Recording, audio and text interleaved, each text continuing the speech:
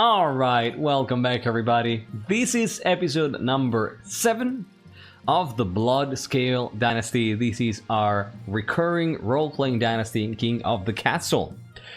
The way this works is I create a little setup for you. I change the socioeconomical situation, the cultural situation at the start of a game compared to a normal King of the Castle game.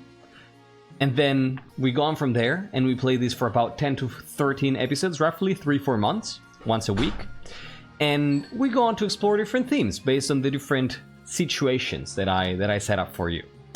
Bloodscale Dynasty, we are, I think, halfway through, right? I think we are crossing over the halfway point here. This Dynasty is probably going to be 12, 13 episodes.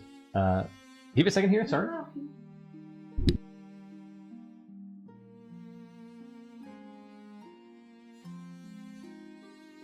Alright, apologies. I don't think we're gonna get to 15. I think we're gonna get to around 12, 13 episodes. But it may change, right? Like, it could be 11, it could be 13, it could be 14. I don't know. I don't think we're gonna get to 15, though. But we'll see, we'll see. So, this dynasty, main themes. Class conflicts, social conflict between nobles and peasants, and most importantly, between different kind of nobles and how they see peasants and how they relate to peasants, right? What they think of commoners. The different regions have different thoughts. You can find all the basic info in the pinned message in chat that has a link to our world anvil with a nice little summary of all the background info in case you're new and you want to find out more about that. Another thing that we're playing around in this dynasty is changing the mechanics of the game a little bit. So what does that mean? Two things. One thing is that players from the region who wins every week get to enact some edicts or repeal some edicts that change the rules of the game between episodes. Last week we got the Counts won the throne, and so they got to decide what to do. So currently, for this episode, my 3 edicts, there's a list on the Discord and in the link that I pointed you at. The 3 edicts that are active prevent me from picking the 3 laws of the land. I cannot use Golden Choice, I cannot use Royal Gamble, and I cannot use Iron Choice. So those 3 things, out of question. That's the first way we changed the rules of the game. The second way we changed the rules of the game are initial penalties and victory bonuses. Yeah, exactly, Dragonfleet. Hyperinflation is gonna hit, but let's not worry about that for now. So each region has, whenever they get the throne, at the start of the reign, they get an initial penalty. For the Counts, their penalty is that rebellions can start when defiance is 1 point below authority and stability instead of the usual 1 point above, right? Usually, with authority 5 and stability 5, you would need 6 defiance to start a rebellion. When the Counts are on the throne, you only need 4 defiance to start a rebellion. That's the penalty. And the bonus for the Counts. And the bonus for the Counts is that at the end of the reign, if they keep the throne, they get +1 to trade, farming, and military, and all regions, themselves included, gets -1 faith. And penalties and bonuses change based on, depending on the region that is on the throne, so I invite you to go read about that. That's what we're doing here. I want to remind you that this is a role-playing dynasty, so I role-play my monarchs, and sometimes I even make decisions that are very, very bad for me as a monarch, for the sake of a good story, and for the sake of role-playing. Same thing, I encourage you to role-play your noble, either here in chat or on Discord. You don't have to, though. Feel free to engage however you wish, alright? I think it's more fun, but you don't have to. Oh yeah, this is a good disclaimer. Morgrim says, due to thesis, because I'm working on my thesis right now, all edited dialogue is Morgrim's fault? It's Morgrim's. Yeah, so there might be some incomplete work, but I guess we'll see. All right. So with that said, let us begin the reign of Monarch Vanja, shall we? Actually, no, what am I saying? I have one last thing for you. In case you're new and you don't know what the hell we're doing here, or in case you weren't here last time, I have, as always, a little recap for you. Exactly, Efra, thank you. I have a little summary of what happened previously in the Bloodscale Dynasty. During the reign of Queen Arceta the Greedy, who reigned from year 1031 to 1033. When the spineless queen died, the previous queen, the nobles owned the roads, but the church held public opinion, and an inquisition ready to kill. The council made sure to elect a more pious and heavier-blooded ruler. It ended up with Arceta Domino, from a house known for crimes against the East. Arceta herself hid her ruthlessness and greed, intent on seeming irreproachable. Her bond with the church was opportunistic. She bade her time to assert herself as the true power in the kingdom. Her chance came soon. The Ninethists began infighting over accusations of institutional rot from Smote Lemongrave's widely printed 99 grievances. The situation was left to decay until people rioted, and the Archbishop had to beg for help. With royal primacy established, the court finally oversaw a reform that saved the church from a schism. Arceta's proper wedding and magnanimity toward critics let her authority endure her risky inaction. Remaining seen as generous required more spendings than emergency taxes could keep up with. Patricians saw their chance and offered predatory loans to the treasurer. Upon realizing it, Arceta imposed such a trade embargo on the coast that its plot was dropped. The council emptied the treasury, hiring mercenaries, then an assassin, to deal with an eastern bandit king, Thomas Greensleeves, who dared robbing the counts to give to the poor. These only turned him into a martyr, though, and the queen into Arceta the Greedy. Arceta could not openly address the imminent bankruptcy without further hurting her precious reputation, so she had coins minted until the coffers were full again. She would not leave to see inflation. Her guards had turned to counts for reliable income, and let in killers who cared not for bribes, reputation, nor threats. The Greedy and her most stubborn defenders were butchered to make place for a more responsible Bonworth. Trying to be rich and respected and feared, Arceta ended up none of those.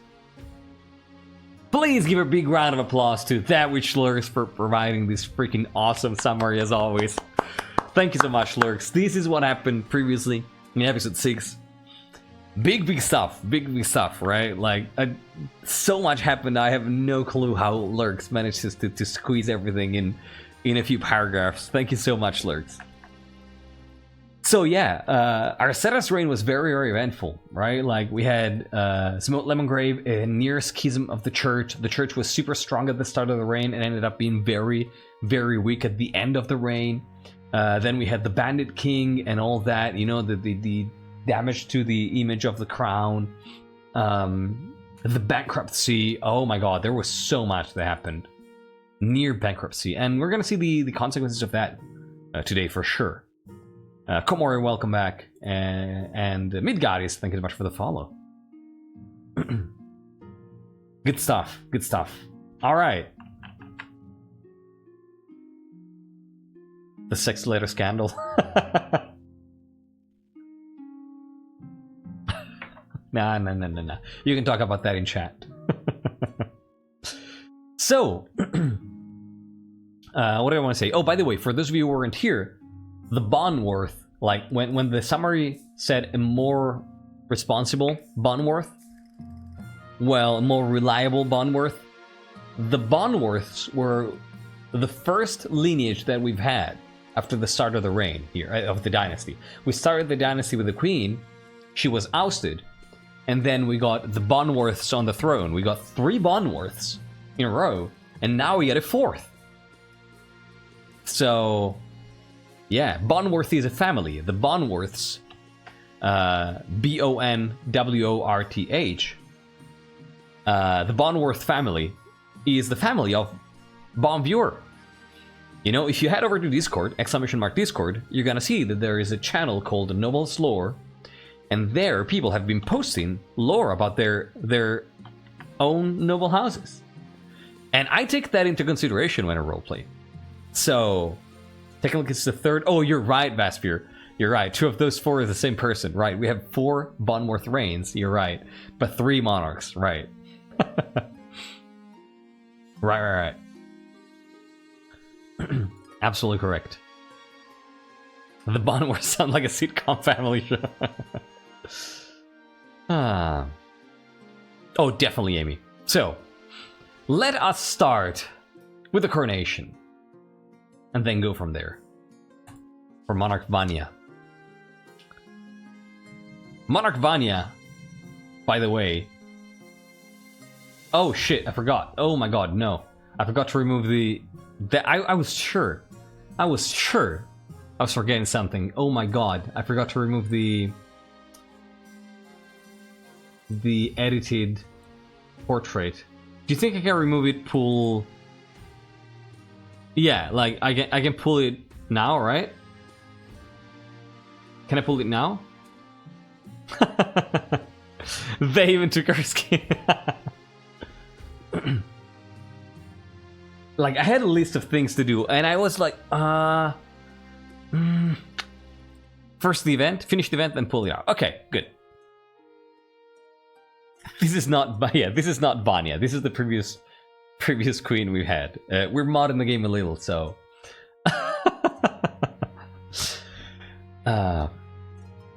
So, Monarch Vanja murdered Queen Arcera, this person here, in her sleep.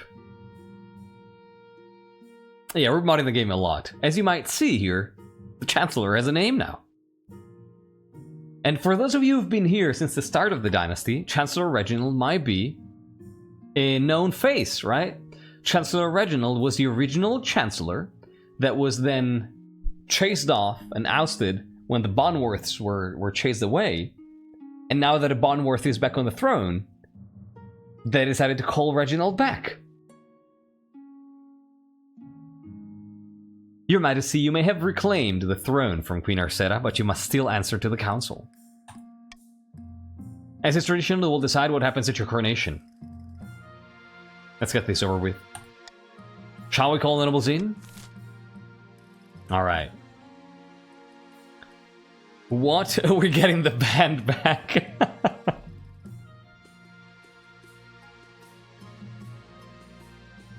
So...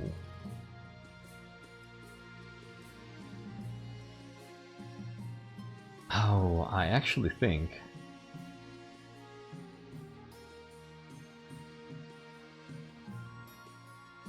I don't think it's gonna be this. No. It's not a triumph. I actually think that Vanja would go for A here. I think that Vanja would go for A. And have an Eastern coronation. Reclaimed, right? For the Bonworths. My dear council, it is time for you to vote. First vote of the night. What do you want to do here? Do you want to go for tradition? Throw in the monarch into the river? Or do you want to... or do you want to agree with what the monarch is asking you? To have an Eastern coronation here? That is true, Kane. But I don't think they would push the issue, you know? For the blood oath. I don't think they're that bloody. Royal blood? Yeah.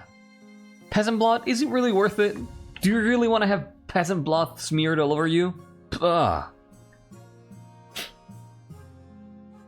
Venipuncturist is someone who does bloodletting. 7 to 9, this is very, very... 7 to 11, okay, this is starting to get a little less close. It was very, very close for a long time. So if you haven't voted, I invite you to vote now. I'm going to be counting down from 5. 4, 3, 2, 1, and 0. Does Vanja like swimming? I mean, vampires don't like running water, so... No, they're not a vampire. Unfortunately, I don't control that Vaspir. It is decided, the Monarch will be thrown in the river. And so it begins. Let me get changed out of my nice robes. The nobles pick you up and carry you out to the Treadwater River, hurling you into the shallow water with a cheer. When you climb back up the banks, soaking wet, the Chancellor steps forward and places the crown upon your head. Is it your imagination, or are some of the nobles stifling giggles? Alright, now I can pull the portrait. Are you positive, Morgrim, that I can do it? And not break the game?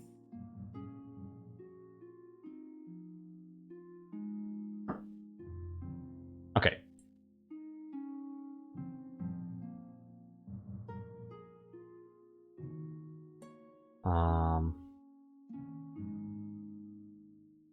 Alright.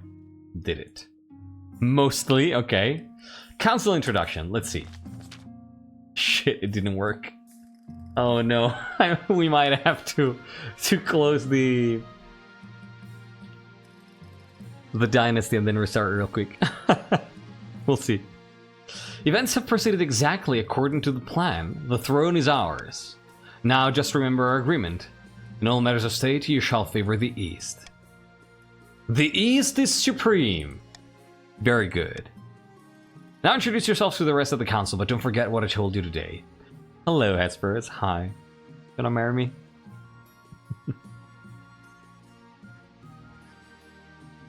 Yeah, restart may be necessary. Let's do this event, though. Introduce yourselves to the patricians of the coast first. Siren, hello, hi. A pleasure, your esteemed highness. I hope to see our kingdom prosper and grow wealthy under your reign. Remind me, Maito. Siren. Is Siren heavy blood? Because Siren is from the original family, right? Contrarily to Mahora. Right? Yeah. So Siren is heavy blood, okay. Good, so Vanja is very happy that the coast sent Siren. Yeah, the only light blue is Mahora, exactly. Awesome. Alright. And the Grandies. Morgrim, hi Morgrim. May the ninth God bless your reign, your majesty. I trust you will conduct yourself with honor and faith. The council hall immediately fills with raised voices. Meanwhile, what do you think? Will there be a good little monarch and do as they're told? Too early to tell. We should have a backup plan just in case. Yep. Hello, Miran.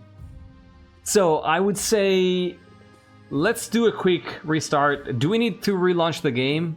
Do you think, Morgrim? Or can I just relaunch the dynasty? Yeah, the region sent their heavy bloods, right? That's good. That's good. Not sure. All right, let's relaunch the game real quick here. Apologies for the Hi, it's me. Apologies for the inconvenience here. I forgot to change a thing in the modding that we're doing. It's gonna take 30 seconds and then we're gonna be back into the game. Don't worry. Relaunching it right now. Yeah, better be safe than sorry. Exactly, I agree. Yeah, let's just make sure. Like, it's 1 minute, a 60-second interruption, but it's, you know, it prevents any further issues. There you go. Please capture the game. Fantastic. There you go. And now let's continue.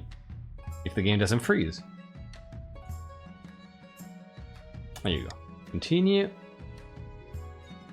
Okay, I was scared for a second. As the Monarch wasn't appearing. Okay, everybody rejoin the game. I'm gonna give you like 1 minute and then we're gonna get started. Oh man, I'm curious to see that then, Bonkle. You can skip through without waiting for everyone to join us. Yeah, but I gotta still give everybody a second to join in so that we can see them here on this beautiful screen. You know, 30 seconds don't make that big of a difference, but seeing everybody's beautiful, sparkly name here makes a big difference to me. All right. Yeah, it was really good, Kane. It was very good. Yeah, Vanja is very pretty. All right, let's go. I don't know. I'm gonna look into if I can disable it, the clip thing, but I don't think I can. All right, let's go.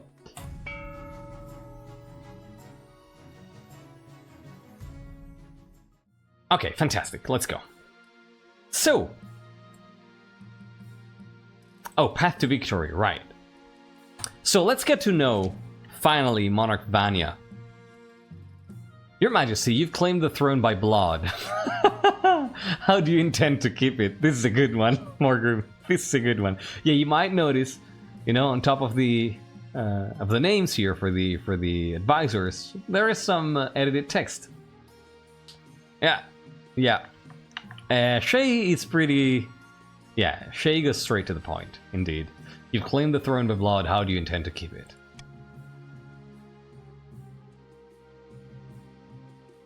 Oh, I see, Buncle. Okay. When you die, how do you hope the kingdom will remember you? So, who is Monarch Vanja? This is usually where I give you a little introduction to who the monarch is, right? I actually have a question for you here. I would like to have your input, right? Because as for Vanja, I have a pretty decent idea of who they are, but I want to know how they are related to the other Bondworths, right?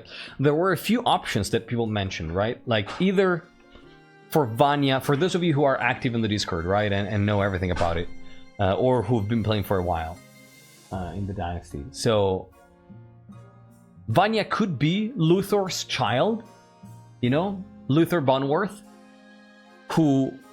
Are we frogging? No, come on. This is the worst moment to frog. Yeah, it looks like we're frogging. Looks like we're frogging.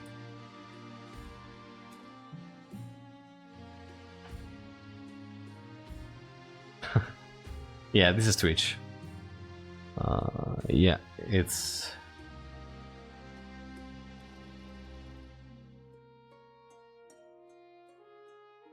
Yeah, it's not me. This is Twitch. Let me know when we're not frogging anymore. Try refreshing.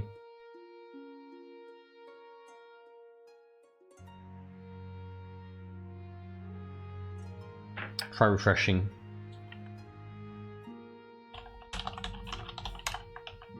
Still frogging? Refreshed and back. It's better now? Okay. If you still have issues, refresh. No frog. Okay, awesome. Welcome back, everybody. So, frogging seems over. Fantastic. So, some options for Monarch Vanja were either being Luthor's child, Luthor Bondworth being the head of House Bondworth, and the person who was burned alive by the Inquisition a couple reigns ago. It could be Luda's child, Monarch Luda, you know, who we had on the throne and then was ousted. Could be Luda's child. Or it could just be a cousin, right? A cousin of the Bondworth family.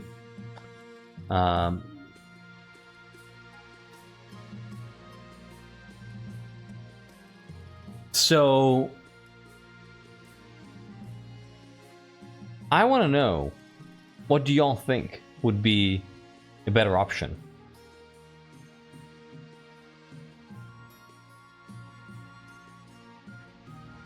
Still the head, depending on how you look at it. Yeah, that's true. Because, like, I personally kind of like the idea of this being Luda's child. Reclaiming the throne. You know? But yeah, a cousin would be just the simpler option. What do y'all think would make for a cool story? I want to know chat's opinion here real quick before we move on. Either way, this monarch is doomed. Well, we'll see.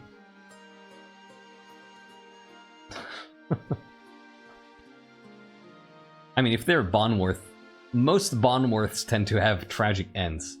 So...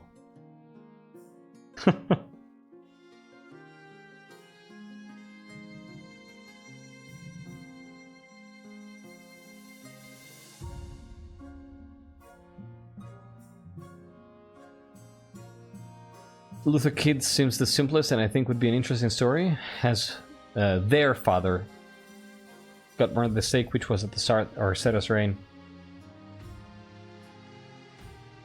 Well, Vanya taking the throne ended it. Okay. Yeah, exactly. Zoya had a tragic meal.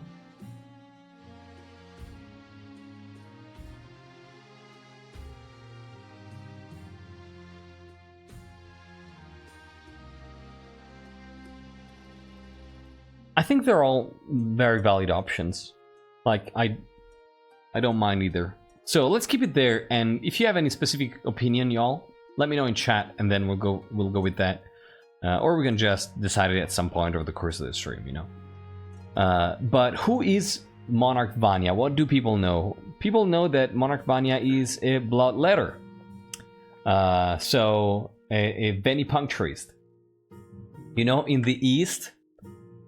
there are apparently these ceremonies in which people, commoners, are bloodletting ceremonies for, you know, for traditional ceremonies, not for any particular reason.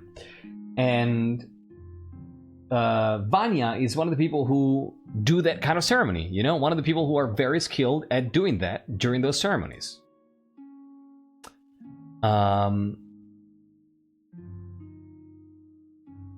Gotcha, Bon.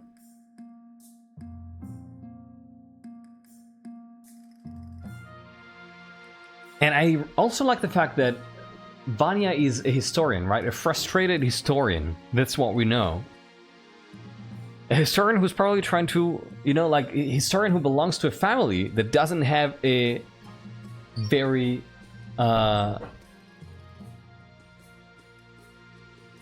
good history right now, currently, right? Like, they had a glorious history in the past, but now the Luda branch of the family has basically gone in peasantry, and Luther has just died, so the other branch of the family is in crisis, so it makes sense to be frustrated. A good history of surviving, though, or, yeah.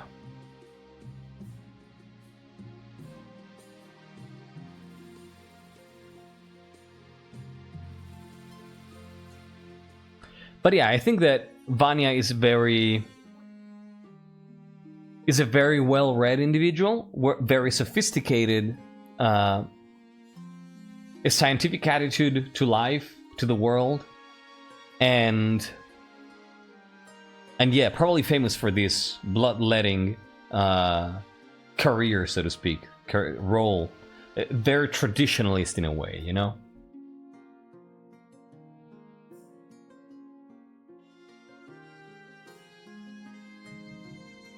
Yeah, exactly, Morgrim, yeah. That's not what I mean, Amy. So I would say that's pretty much what we know about Vanya, right?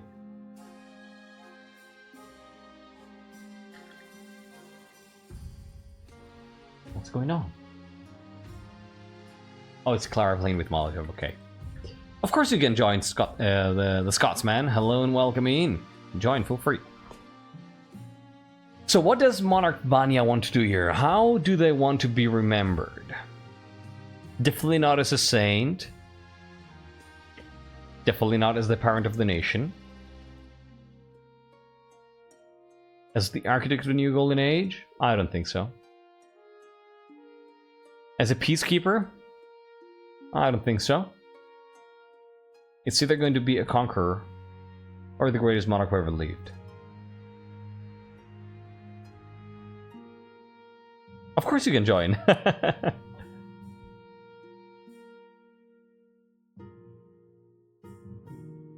And welcome in. Thank you for joining, Scotsman. You are... your account. There you go. I'm thinking authority, yeah. I'm thinking authority too. War is good for making history, but not recording it.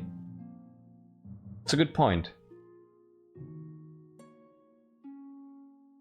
Yeah, Scotsman, since you're new and you want to RP, I would say take a look at the link that is pinned in chat. That's gonna take you to a summary of all the initial lore, the essentials that you have to know for this reign and this dynasty.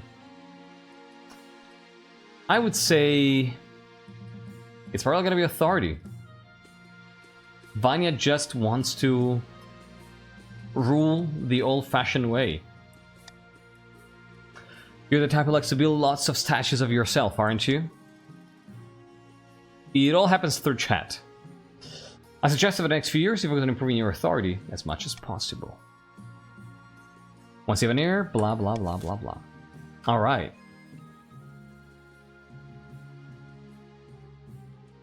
So, you know, as for Vanja, let's say that probably people don't really know where they're from. They're Bonworth, but people don't really know if they're related to Luther, if they're related to Luda. And then if something really fitting comes up, then we're gonna go with that. Otherwise, we're just gonna leave it nebulous. Now let's take a look at schemes. Hey Shiny, how you doing? Happy to see you.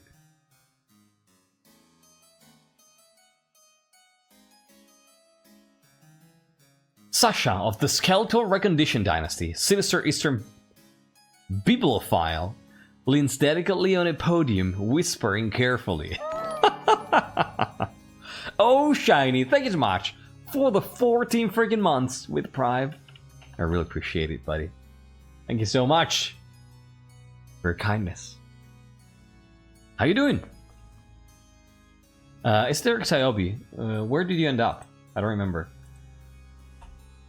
Oh, you're Grandy. For those of you who are new around here, it is customary in the King of the Castle community to change your chat name to the color of your region to make it easier for everybody to understand where you are.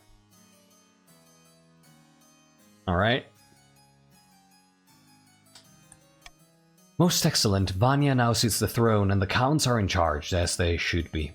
But the other regions will already be scheming to depose them. Do we stay loyal to the new monarch or cut our losses and put me on the throne instead?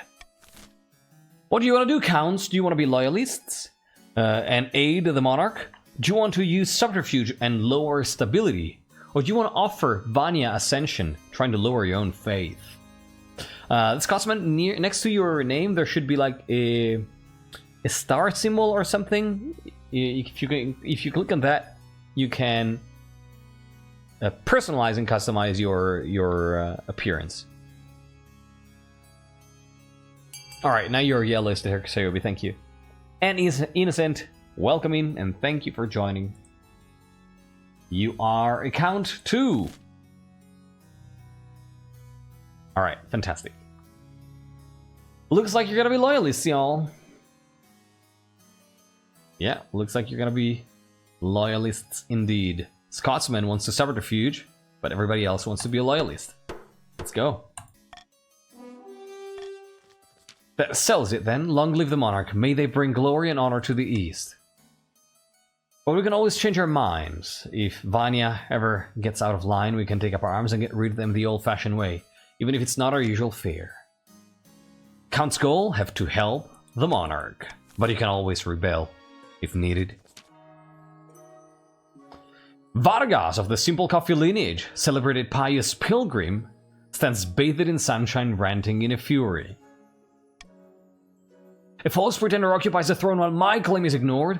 Grandees of the South, this is a stain on our honor. We must not allow it to go unanswered. So a very, very pious individual here. So this person is probably very outraged that the church is weak now. Grandees of the South, what do you want to do here? Do you want to start a witch hunt, trying to get the highest faith? Do you want to spread fervor, trying to raise your own farming? Or do you want to excommunicate the monarch, trying to lower stability? Yeah, definitely pissed that the church is weak. Definitely. Definitely. Definitely pissed. Grandees, vote now. Yeah, pious all 3 unique schemes. Yeah, exactly. Morgrim, Simple Coffee, Komori, Midgardius, Thialis, Esoteric, Ryana, that which lurks, and Steel.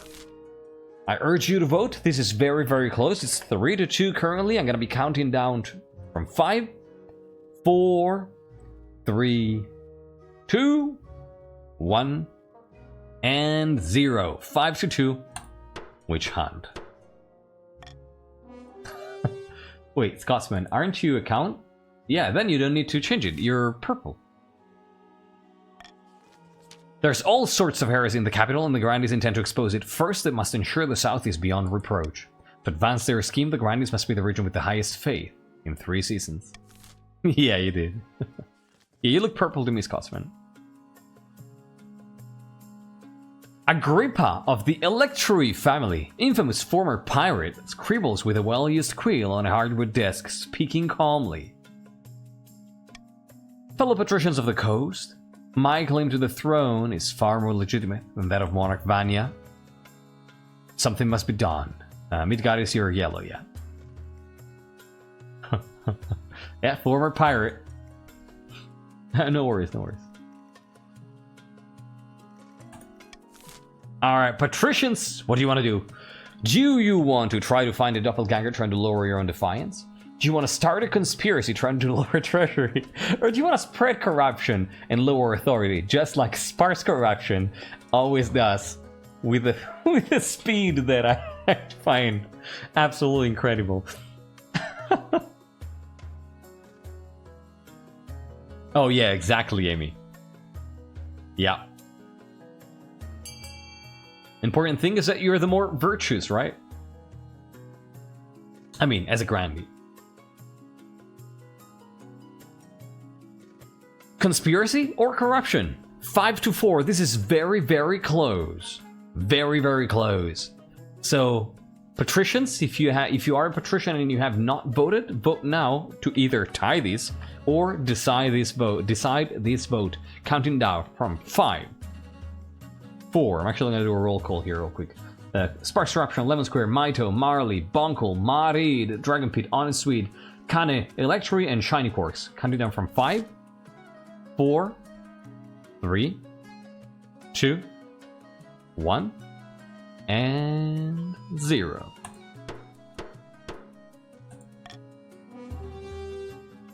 Conspiracy it is. The patricians plan to sink the monarch under a notion of debt. To advance their scheme, they must lower the treasury to 1,500 or less in 3 seasons.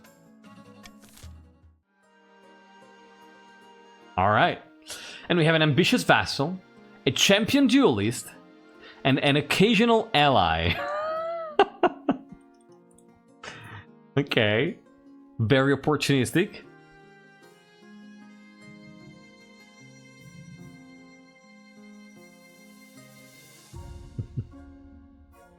My brethren disappoint me. It's good stuff. A champion duelist and a pilgrim. This is an interesting character here.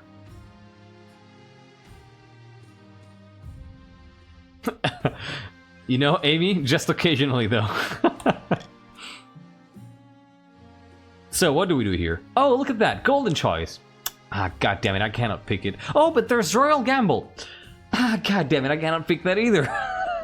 That's great. That is absolutely great. Well, let's pick swing votes. Let's pick swing votes. Yeah, such a hard decision, right? Ah, shit. Oh god, look at that combination of events!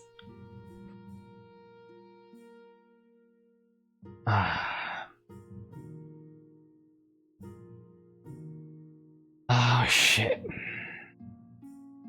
Hyperinflation and counterfeit currency.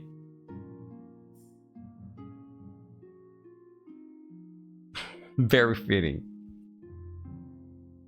Oh shit.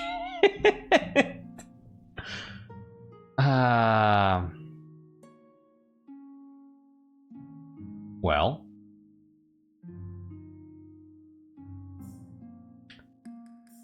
I think I'm gonna go with the honor guard first.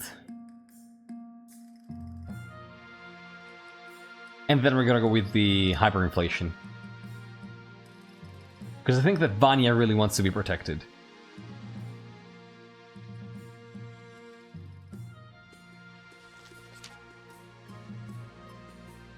One day, you're walking through the palace gardens when you're confronted by an unusual sight. One of your palace watch is standing guard, but instead of a pike, he's holding a mop. What in the seven hells is that? An improvised pole arm? Last week, a grubby little urchin kicked me in the shins and stole me proper pike. I grabbed the first replacement I could find.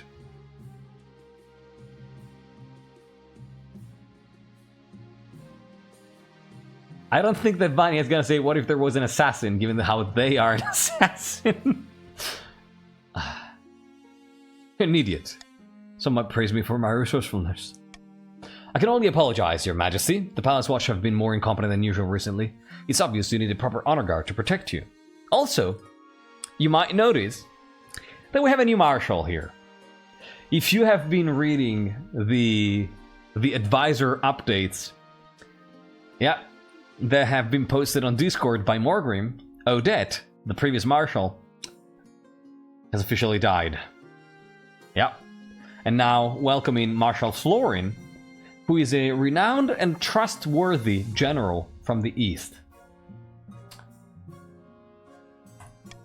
But first, how can we improve the watch? Well, how can we improve the watch, you ask? Spend a fortune on fancy new equipment, invite coastal soldiers to provide training, enforce harsher discipline. Yeah, that sounds like it.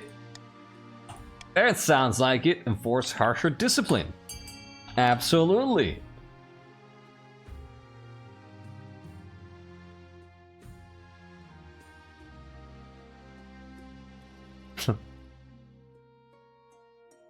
The 4 normal honor guards were in a row, actually? I don't know what that means. Oh, wow. People actually want coastal soldiers? Okay. Apparently. I want the discipline. 8 to 8. Wow. Oh, but the honor guard events, okay.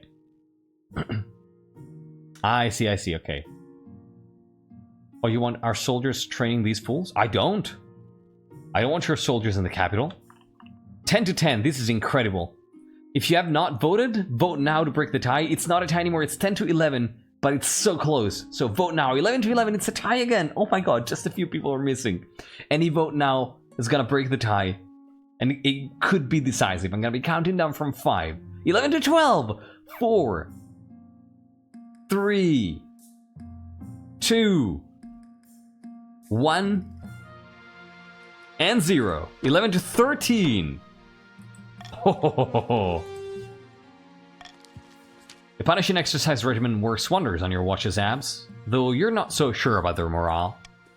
If one thing's clear from this mess, it's that actually you need an honor guard who can actually keep you safe, not like these kittens. Won't make them better? You know, yelling at them while teaching them is gonna make them even better. That's what Vanya thinks. Especially if they're commoners.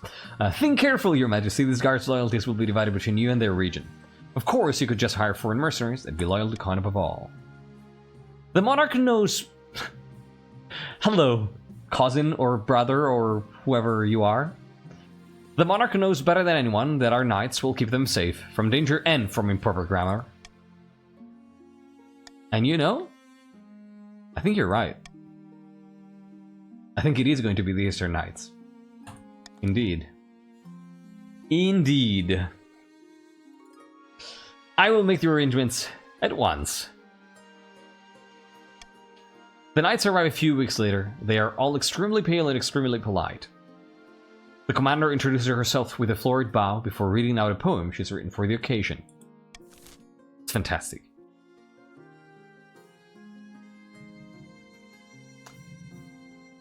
Now, where to go first? Good point, good point. Yeah, causing could be a good one. Now, Narratively, what makes more sense, right? Narratively. It might be the counterfeit, right? With the fact that we have new coins being minted and all. Yeah, it makes sense, right? I think so. I think counterfeit makes more sense. Let's go counterfeit currency, and then we do the dynasty one. Yeah, exactly, right? Counterfeit in the wake of the currency crash. Wait. I think actually counterfeit in the wake of the introduction of the new thing. Oh, look at that! We have another new treasurer too. A bunch of, you might have noticed that a bunch of advisors changed compared to last time. Welcome, Treasurer Yena. Hello, Treasurer Yena. The South has been prosperous of late. Yeah, I wonder why the treasurer was changed, right? It's like there was a purge or something. No, why would you say that?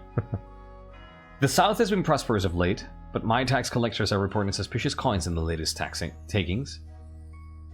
The whole region is awash with fake money. The council needs to act. Yeah, living, right? Quote unquote. So what do we do? Tell everyone in the South to examine their coins and return any duds. Offer a substantial reward if the counterfeits are caught. Order your artificers to invent a new coin that's hard to counterfeit. Yeah, no, we won't trust people. We won't trust people, for sure.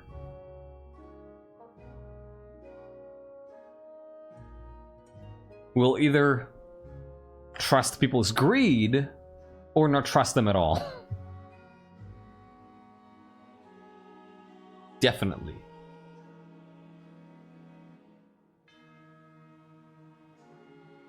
I think Vanja would probably be for... Probably for C. Yeah. I think Vanja would probably be for C. Fiarbe, hello and welcome back, and thank you for joining. How are you doing? Are you making a new coin again? Oh, this is not... It was not a new coin, right? Arceta just printed more of the old coin. But now we're thinking, let's make a new coin. Right? Like removing Arceta out of the picture even more. Glad to hear you're doing well, for your heart. Alright, let's go. Order your artificers to invent a new coin that's harder to counterfeit.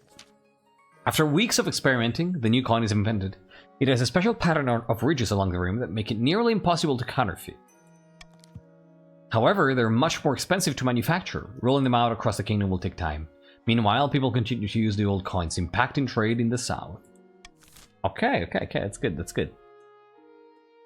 Okay, that's better than I expected. Okay. It's good. And now, let's see how that goes.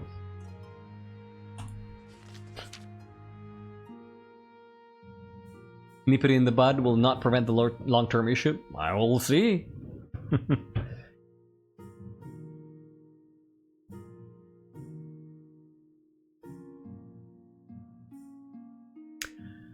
As your predecessor ordered, Your Majesty, the Royal Mint has churned out thousands of new coins using cheap gold-like metals. The treasury is technically replenished. Would you give me like 30 seconds? Because I haven't seen Lara at all today. Let me just say hi. And we're right back.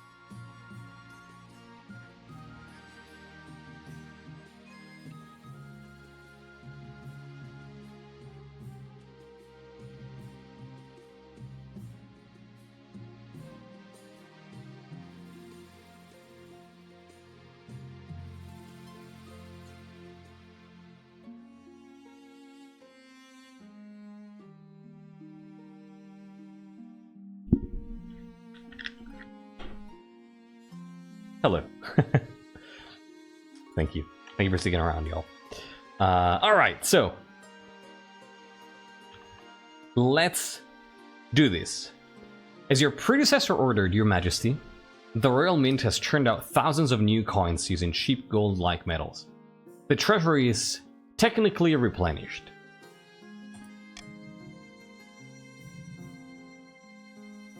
That short-sighted fool. But it's also devaluing the currency across the kingdom. A loaf of bread now costs 100 times what it used to.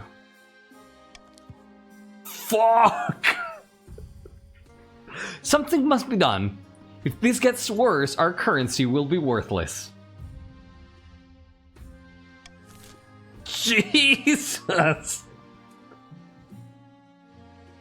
Jesus!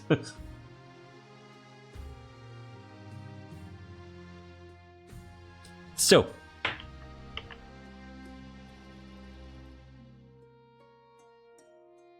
I mean, we adopt a new currency, right? Like, this makes perfect narrative sense. Like, that would make so much sense. Oh my god.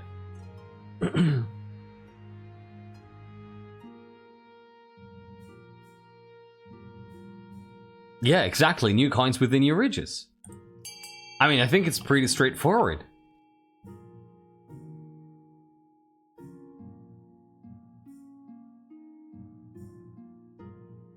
Yeah, previous event invented the tech, and this is a rollout.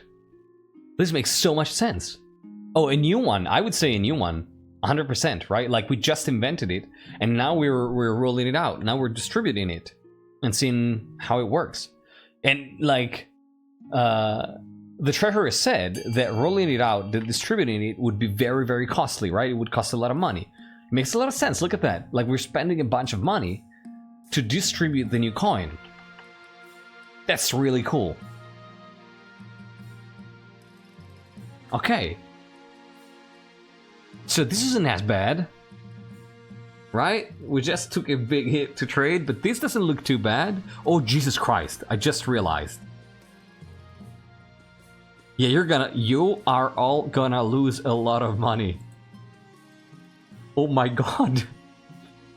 If everybody loses that much money, Sparse Corruption is gonna be the only one who's left with some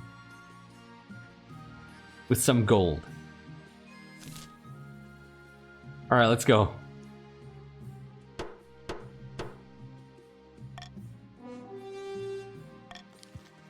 Predictably enough, absolutely everyone, from the lowest peasant to the highest noble, is outraged to find their money is suddenly worthless. Oh, shit. The resulting chaos makes buybacks difficult and fraud is rampant. Riots consume every major city.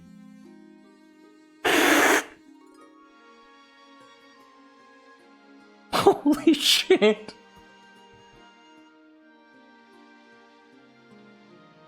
Well, oh my god. Everybody is fucking broke.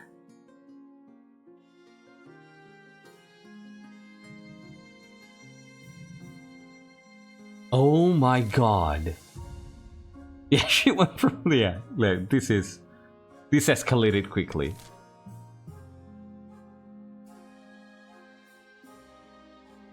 Oh my god. We're fucking cooked. Yeah, almost everybody. Yeah, this was caused by the Grandy's Monarch. By Arceta.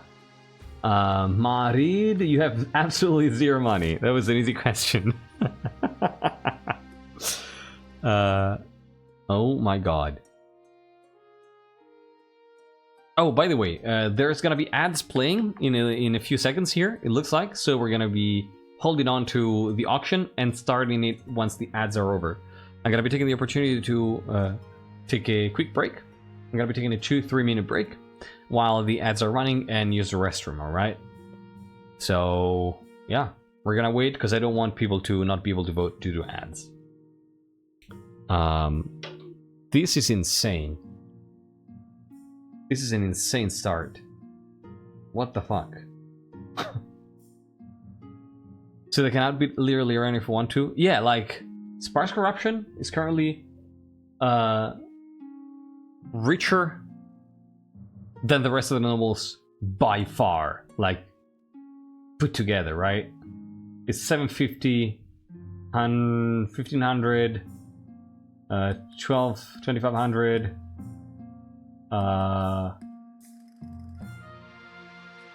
4500. Yeah, almost doubles. All right, ads are running. I'm gonna be taking a 2.5 minute break, and then we're gonna get started with the auction. All right, so don't go anywhere, or use the restroom yourself, grab some snacks, drink. I'm gonna be right back.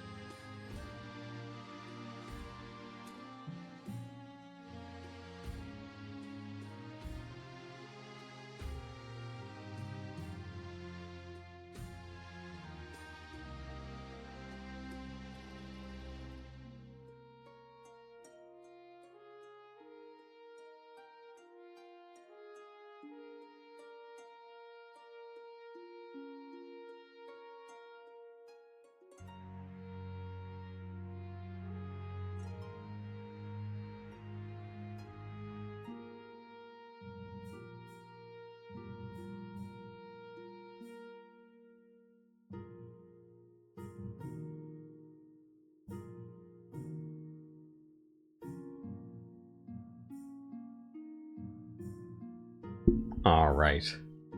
Ads are about to end in like 10 seconds. So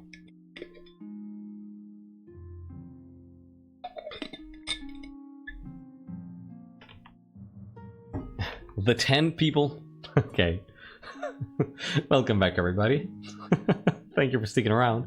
It is time to start the auction so that the 10 people who have money can spend some. Let's go. 3, 2, 1. Start auction. There you go. Exclamation mark fund, followed by the letter of the building you want to fund, followed by the amount of money you want to spend.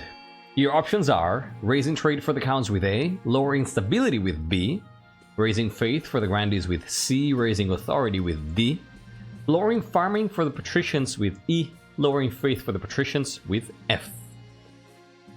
Shiny Course, thank you for the singular biddy. Y'all, what do you want to do? People are lowering stability, about to plunge the kingdom into absolute chaos here. Vanja would definitely love a monument in their honor, you know? 20 seconds left now. 20 seconds left now. 10 seconds left. I'm gonna let you know when there's 10 seconds left. Which is exactly now. 10 seconds left. And then I'm gonna let you know when there's 5 seconds left. 5 seconds left now. And... Jesus. They don't deserve a monument? Wow. Wow. It's a very cheap prison, Tialis. Lowering stability. And Komori. building a cathedral to the 9th in the south, because that's the only refuge. Yeah, it worked. I haven't told you to do good at the start of reign. This is the best I could do with what I've been left. Listen, did you see the shit show that the previous queen left me? There's not much I can do with what was left, right? Just demanding.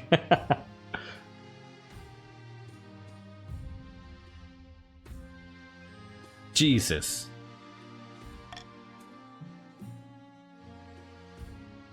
So,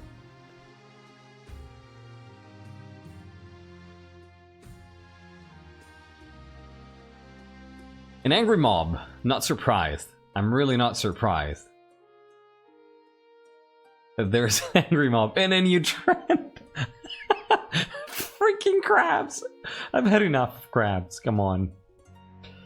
So, let's take a look at an angry mob here.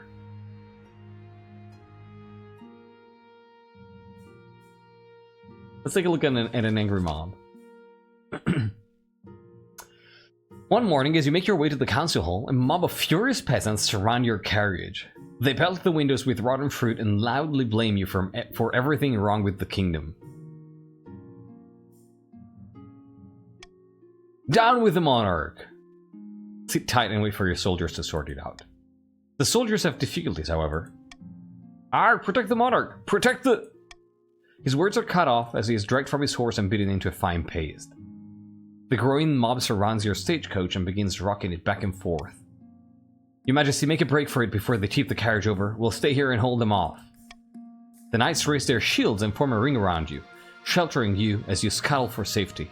Stones rain down like hail, but you make it back to the palace unharmed. Call a council meeting. This is an outrage, Your Highness. First riots and looting the capital, and now attacks upon your royal person. Our realm is on the verge of collapse. We just started. People are afraid. The rule of law has broken down. The peasants are demanding higher wages and more rights. Yes, but we obviously can't allow that. So what do we do? Well...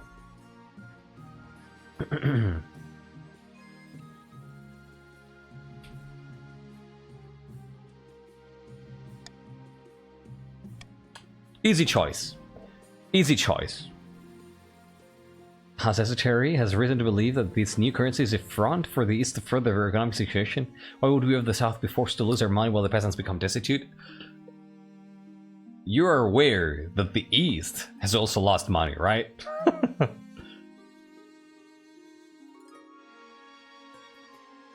I feel like it's more crankiness of all the mess, to be honest.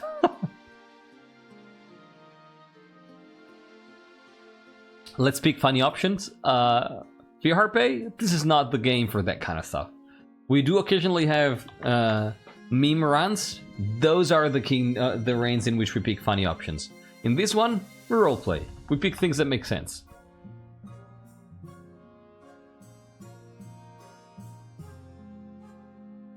Its kingdom has become a shit show ever since Zoya stepped down. So... I think that Vanja would declare martial law here. Definitely. Definitely. Like, without a doubt. Wouldn't be too opposed to the other one, too. But I think that they would go for martial law.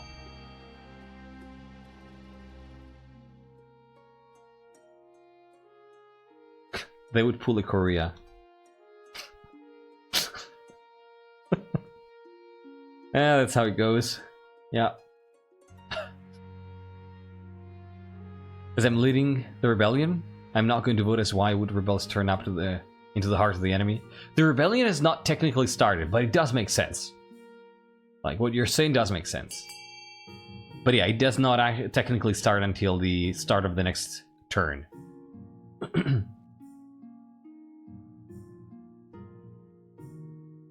Technically, the East debuff of Defiance is on... Oh, the East debuff of Defiance? Yeah, of course. That's why you can declare rebellion already. Even though you're not, you know? You don't have 6 Defiance. Hello, my liege. You may call me Sheriff. Oh, Sheriff, hello and welcome. Hi, how you doing? Thank you for joining. I disconnected my headset. Where are you? You are a count. Welcome in and thank you for joining and for the follow. How you doing? So 14 to 10. This is still pretty close. People are in favor. Oh, look at this. The regions are very, very split, except for the patricians.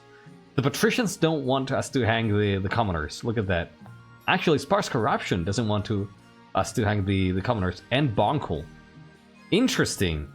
Everybody else, like, they actually do want us to hang the rioters. Everybody else wants us to not do it. On the coast. That's interesting. Fantastic.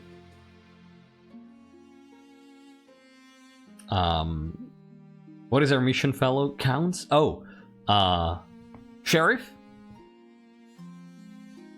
Definitely not support the common folk as a count.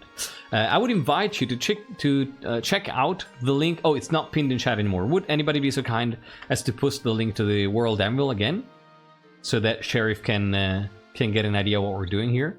Because this is yeah, there you go. Yeah, the link that Vaspier just posted is a getting started article for this dynasty, because this is a role-playing dynasty. If you want to engage with that, take a look at that. It's a quick read, and it gives you all the info that you need to get started. Thank you, Sheriff. That's how we have fun around here. All right. Good point, Lurks. Good point. Would you be so kind as to send me a note on Discord so I can remember to do it tomorrow? Let's go. Declare martial law. My troops will get a handle on this, Your Majesty. Jesus. Your soldiers move into action across the kingdom, clearing streets and declaring curfews. The main trade routes are barricaded and all movement is suspended.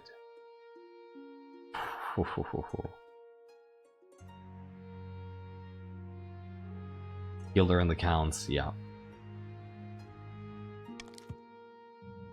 Jesus fucking Christ. They almost don't appreciate this curtailing of their freedoms, of course. They rant and rave and declare you a tyrant. But the kingdom is at the edge of the abyss. What else will pull us back from the brink? But this makes sense, right? Like, if the nobles complain, it's probably because they don't realize how dire the situation is. Vanja does, and Vanja is taking all the necessary measures to prevent the total collapse of the kingdom. And now they might become the next scapegoat, right? Oh, we definitely are in economic recession. This is because the previous queen decided to print money. She printed money. She didn't try to get money a different way.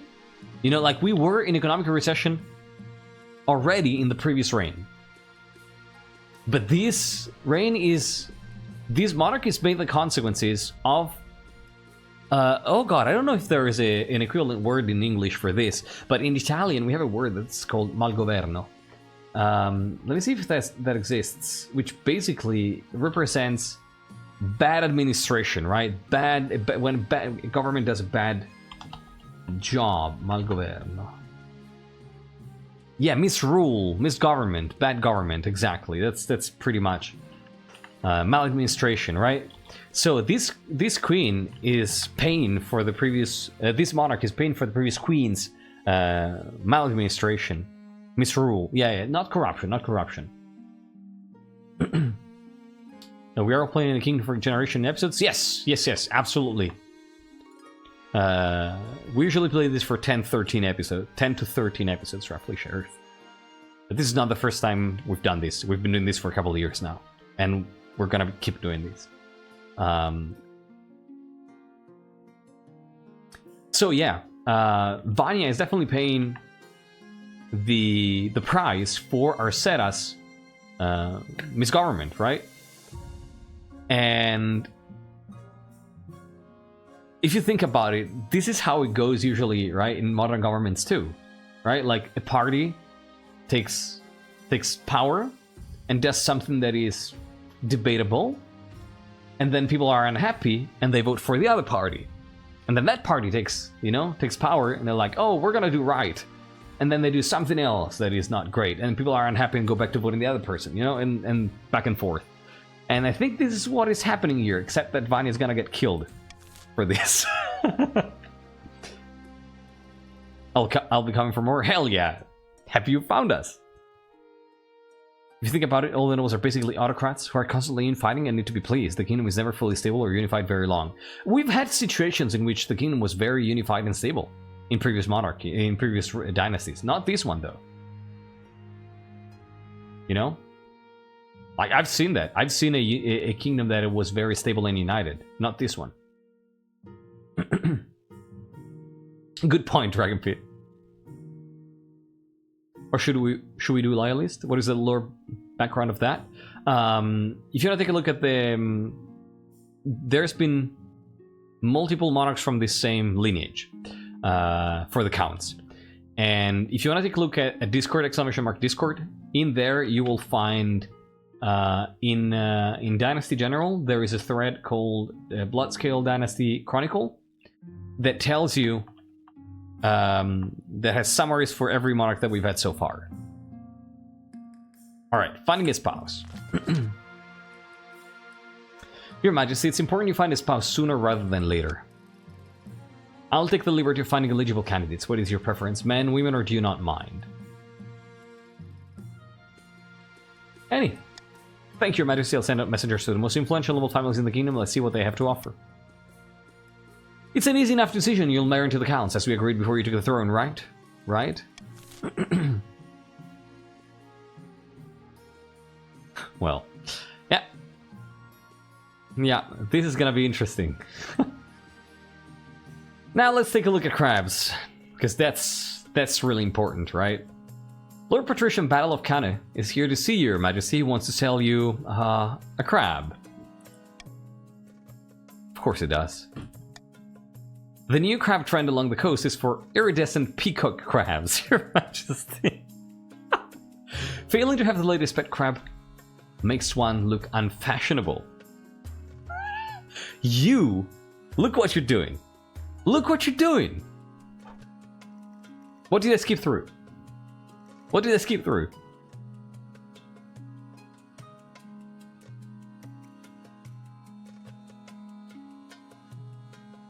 What did I skip through?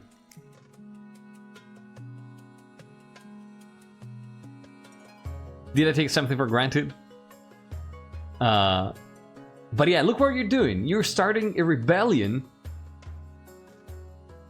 You're starting a rebellion. And now people are not going to be able to buy peacock crabs. What the hell, y'all? The option to select or who keeps failing for this, falling for this. I didn't read that. No, sorry. I just saw the first one. It was very fitting, and I went for it.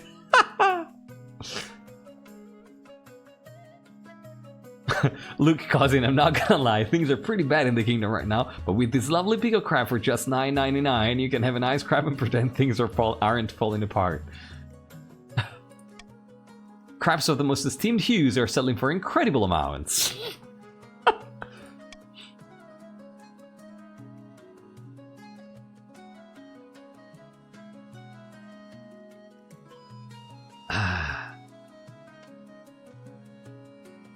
Just associate with your lovely crab. Just send this guy away. Just send this guy away. Just send him away. Crabs, honestly, what is this kingdom coming to? What the hell? Redworth, what are you doing with your life? Well...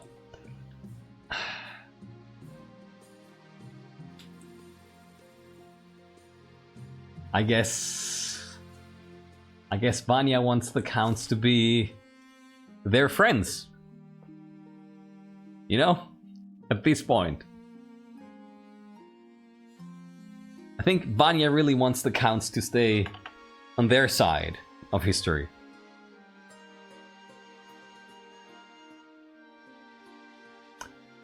Yeah. I think Vanja really wants the counts to fight for them. This is not gonna be good. This is not gonna be good.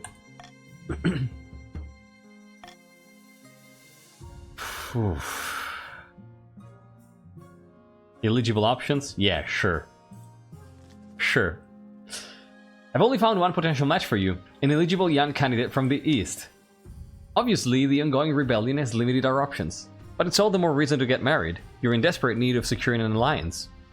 Oh, interesting. Okay. Yes, I know. The Chancellor leads you to the Great Hall, where a lonely-looking portrait is waiting on an easel. For now, it's covered by a cloth. Let's see the eligible candidate. They whisk away the cloth from the portrait. This is Lorelei. so mad. The eldest daughter of the Eastern KOTC Dynasty. Apparently they had a hell of a time getting her to smile for this portrait, and they did do a great job at it. This is considered a smile? This is not boding well. At all. At all.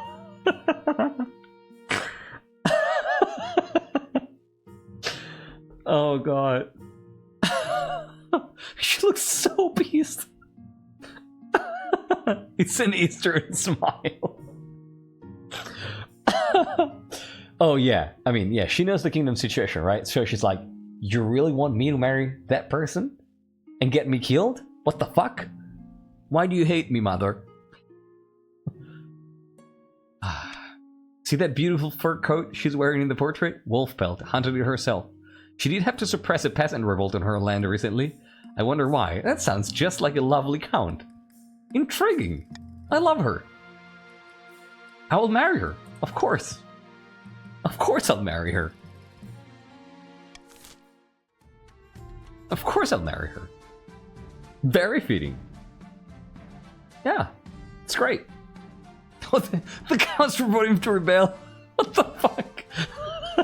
Oh no. Oh my god.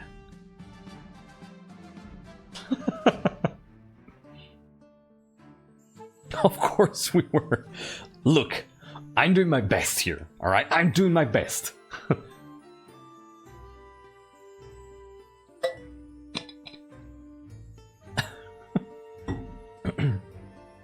Alright, let's do rebellion. Let's start this. At long last, the Grandies have reached their boiling point. You are confronted in your throne room by Grandi Tialis, his eyes alight with righteous fury. The ninth god has judged you unworthy, pretender to the throne, and the Grandies of the south have listened. We will rise up and fight for Vargas, the true monarch. This is a formal declaration of war. The next time we see each other, we'll be on the battlefield. Wow. Wow. Grandi Opus is doing this?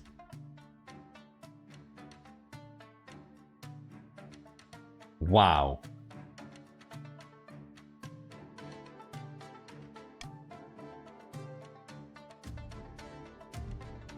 Wow. This is a formal declaration of war. The next time we see each other, we'll be on the battlefield. Frogs? Oh no. No, not the frogs.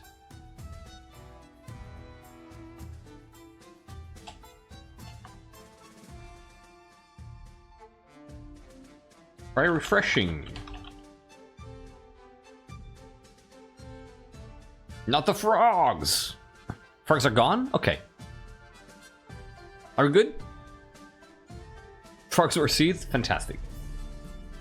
This is a formal declaration of war. The next time we see each other, we'll be on the battlefield.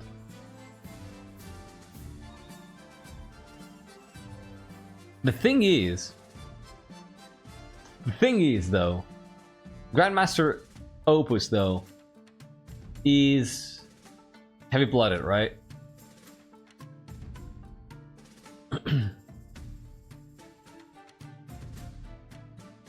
He used to be heavy-blooded, right?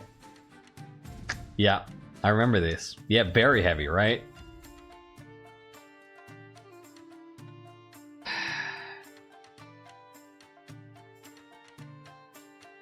But think about it, it's the Grandy's fault this is all happening. Not Grandi Opus, though.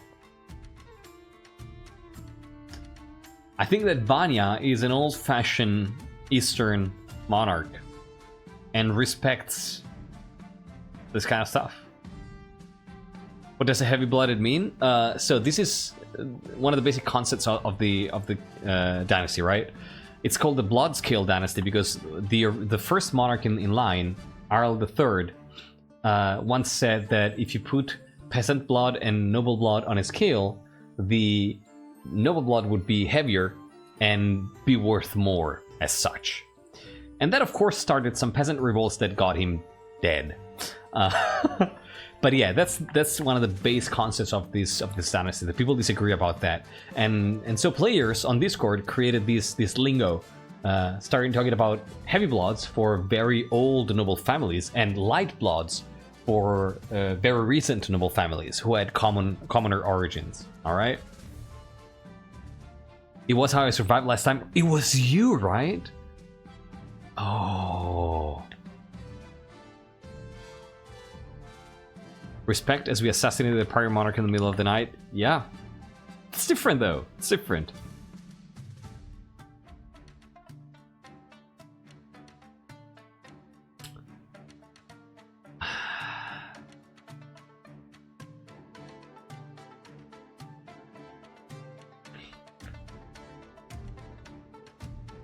What would Vanja do here?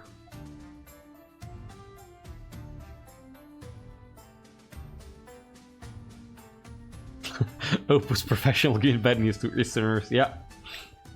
Looks like it. I think they sent... Yeah, they sent him again because he survived.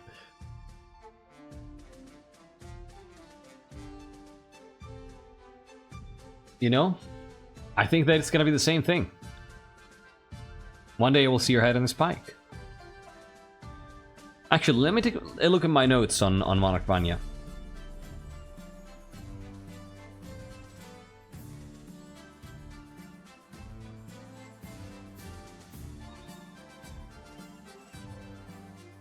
Yeah, I know. No. They're honorable in that regard. So yeah. They won't seize him.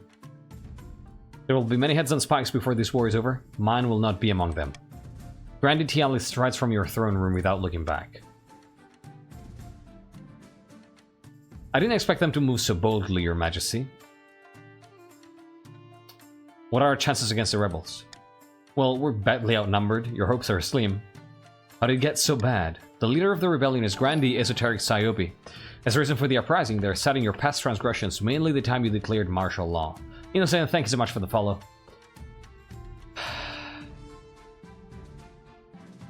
Urge to murder rising. Yes, Your Majesty, hold on to that feeling, you'll need it. So this is it, civil war? That's right, Your Majesty, the kingdom is divided. There will be a lot of death and suffering before all this is over. I can't wait, I'll go dig out the trebuchets. Opening strike. My dear patricians of the coast, thank you for joining us in our righteous war against the tyrant Monarch Vanja. And Bonkul, of course. Yes, you have our support. We're hoping that you do most of the actual fighting, though. Ha, not likely. You've committed now, my friends, and you must decide where to direct your opening strike. I love how Bonkul is playing the opportunist here, right? I've rationalized my house as a light-blooded one that became notable in the mist and lead up to this power vacuum. Makes sense. That makes sense. Like, feel free to write some lore for your noble house and post it on Discord. I read everything that y'all post.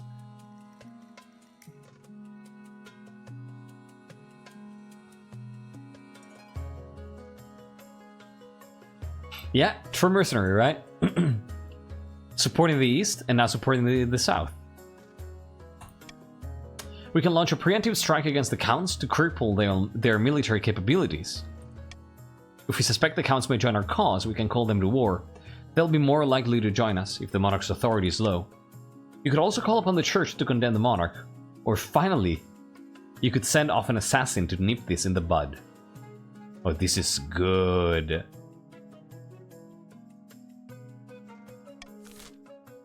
Patricians, what do you think should be... Oh my god. What do you think you should do? Should you launch a preemptive strike on the counts? 90% chance of success. Should you call upon the counts to join your cause? 30% chance. Should you petition the church to support the rebellion? 20% chance. Or should you send an assassin after the monarch and use all your money? I mean, the church would be very fitting, right? But also a preemptive strike would be super fitting. I think both are very good options.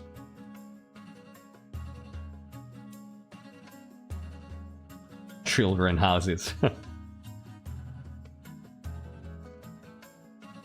Once again, I'd like to point out that this is the nightmare scenario of the Chain Pact, and now it's happening twice.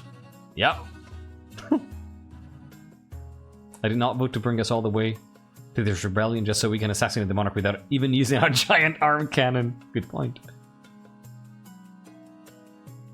Well, looks like you want to use your giant hand cannon. Hyper-technological giant hand cannon. The Royal Bombard. Yeah. 4 to 2. I'm gonna be counting down from 5. If you're a patrician, vote now if you haven't voted. 4, 3, 2, 1, 0. Morgrim, I told you. I'm so sorry. I'm so sorry. Launch a preemptive strike on the counts.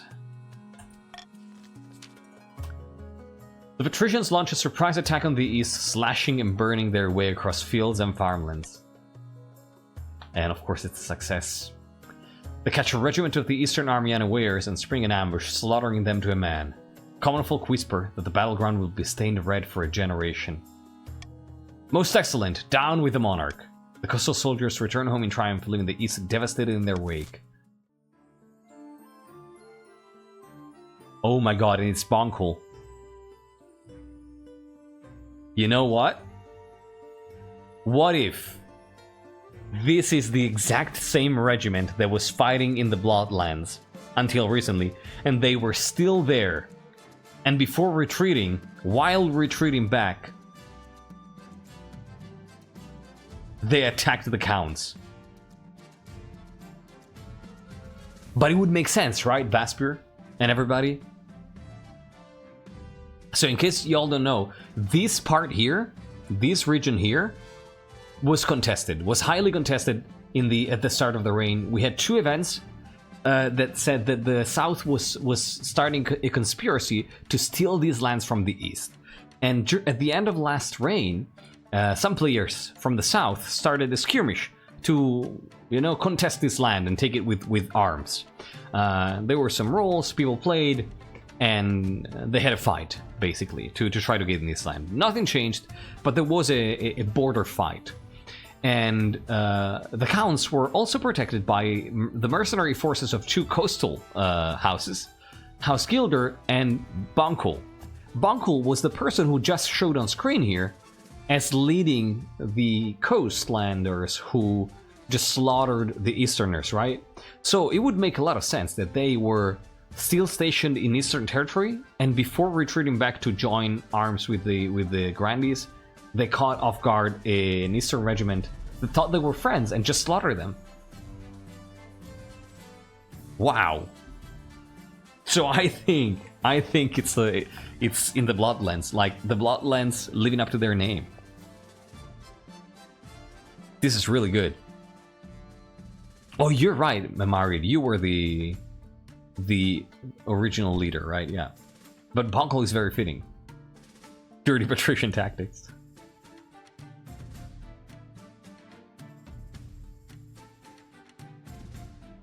Would not have slashed through the Bloodlands, but the region right next to it. Okay, that makes sense. All right. Oh, Morgrim, do you want to tell people what the surprise would have been? Yeah, the Bonkul were supporting the East. Isabella organizing things back to the rebel camp. That makes sense.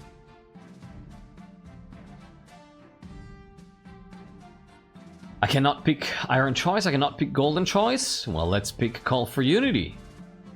Let's try to, you know... I'll tell them if the game ends due to the rebellion. Alright.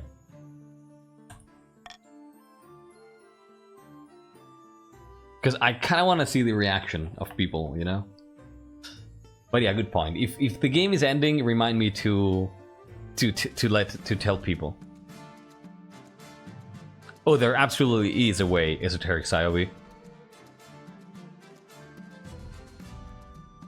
A great battle, the royal wedding? The crab bubbles bursts. Oh god, I need some good news here. The civil war casts a shadow over your wedding. Instead of being a joyous public holiday, the day arrives without much pomp and ceremony. Still, all your loyal nobles have arrived in the capital to keep up appearances. Soon enough, you're standing in St. Bertrand's Cathedral with Lorelei at your side. Do you take this woman as your lawfully wedded wife? Of course I do. Then I pronounce you married in the eyes of the kingdom. After the wedding, of course, there is a feast, and after the feast, a dance. Your new wife, Lorelei, refuses to dance at all, preferring instead to brood in the corner.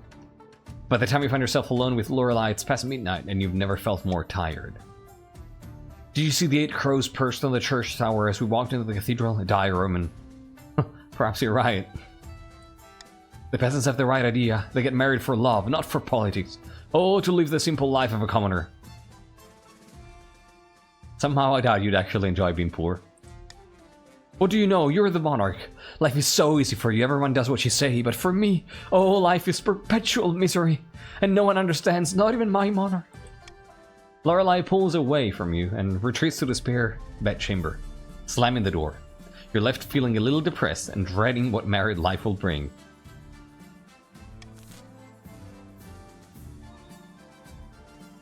Well.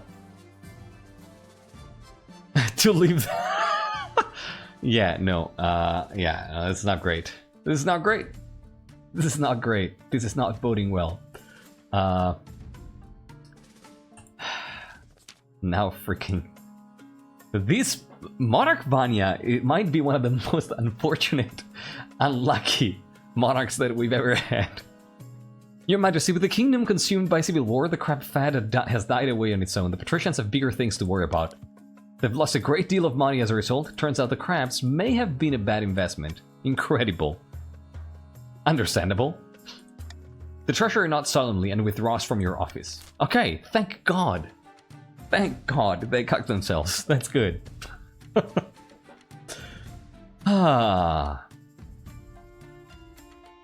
Actually, the rebellion is more important than the crabs, looks like.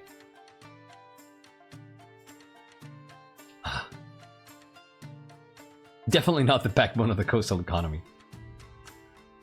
A great battle. Let's go. Vast armies darken the landscape like the shadows of clouds. Flags are flying, drums are pounding in rhythm with the marching of boots. The kingdom is gripped with civil war. At least that's what you imagine. Most of your time is spent in the safety of your palace, poring over a giant map with your marshal. Your Majesty, the army of the south is trying to link up with the army of the coast. If we take them both at once, we are in real trouble. Our only hope is the Counts. Against both armies at once, they'd be outnumbered, but perhaps they can take one of the rebel armies by surprise before the two join forces. We have no choice but to strike one or the other before it's too late. What are your orders, Your Majesty?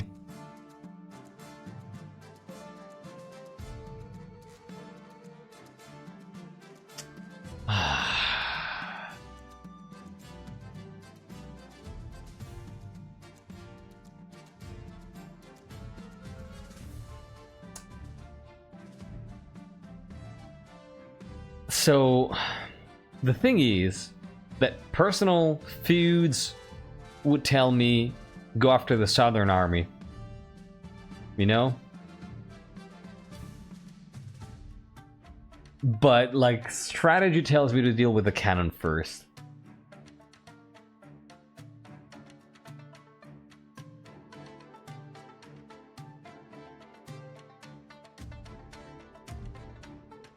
I think that we can, if we can, take the cannon. Like, the idea is probably Vanja is urging the counts to do a reckless military action against the coast, trying to get the cannon away from them. Because if that can happen, like imagine a world in which the counts military goes up to 9 and the coast's military goes down to 6, right? We know that this cannot happen as a consequence of this event, but that would be the plan, right? Narratively speaking.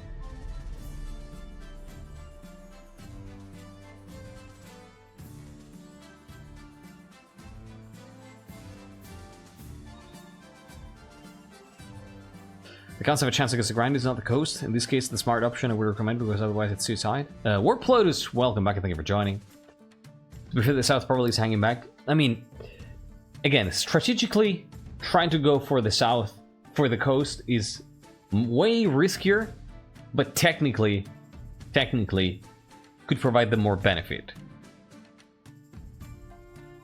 But exactly, in like, given the recent thing with the Bloodlands and the whole feud with Grandies, it makes sense to go after the Grandies. So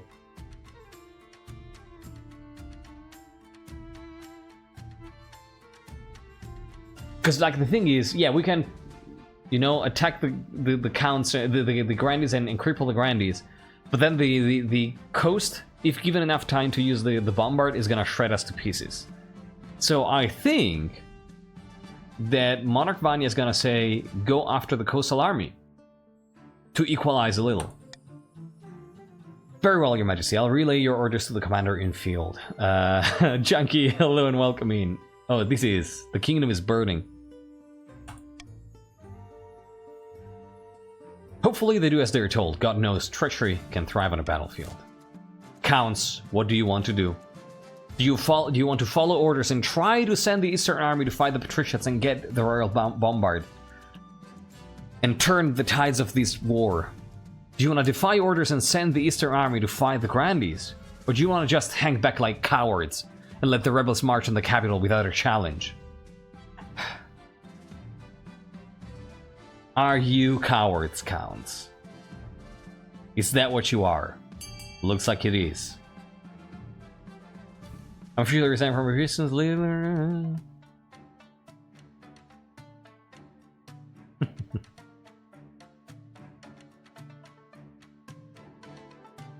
I just thought they didn't care enough to betray you. Oh, that's good. Yeah, I thought they would just attack the Grandies. I'm very surprised that nobody wants to attack the Grandies. Wow. Yeah, the Counts don't want to fight. They just want to murder people in the shadows. Huh. Crown Bishop, hello and welcome. How you doing? Yeah, right? Like, so much for the heavy blood and for honor and everything. Let's go. Hang back and let the rebels march on the capital without challenge. The whole city holds its breath. You stew in your palace, waiting anxiously for your marshal's return. Finally, she bursts into your throne room. Those damn cowards, cravens, treacherous, yellow-bellied, chicken-hearted bastards. What in Celesteth are we talking about? Instead of engaging the enemy, the Counts told their army to just hang back, do nothing. They sat pretty in their camp and scratched their arses while the entire southern army walked on by. What? But why? A healthy mix of cowardice, self-interest, and lack of confidence in your abilities, I assume. They're hedging their bets and waiting to see who comes out on top. Bastards! We're defenseless now, Your Majesty. The armies of the Grandies and the Patricians will be camped outside the city walls in a matter of weeks. If we want to see the year's end, we must build up fortifications, stockpile food, train up a citizens' militia. It's time to pray to the Ninth, Your Majesty, because apart from him, we're on our own. We are so fucked. We are so fucked. Oh god. A ground-shaking discovery?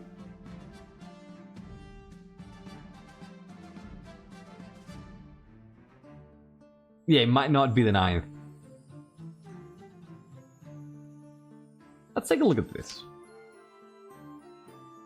The Patricians are digging tunnels under our walls, Your Majesty. By the blood of the dead, coastal troops could boil up from underground anywhere in the city, even under your very throne. I've placed bronze bowls of water inside the city walls. Judging by the size of the ripples, we've worked out where the tremors are coming from. It's a rough measurement for certain, but we must act now. What would the council have me do? Oh, it's alright, Morgrim, don't worry. Don't worry.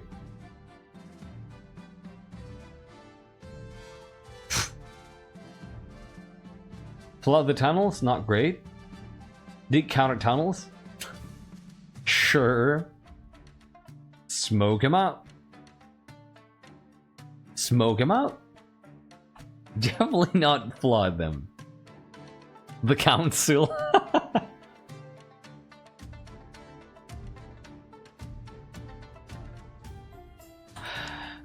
We should smoke him out. We should smoke him out.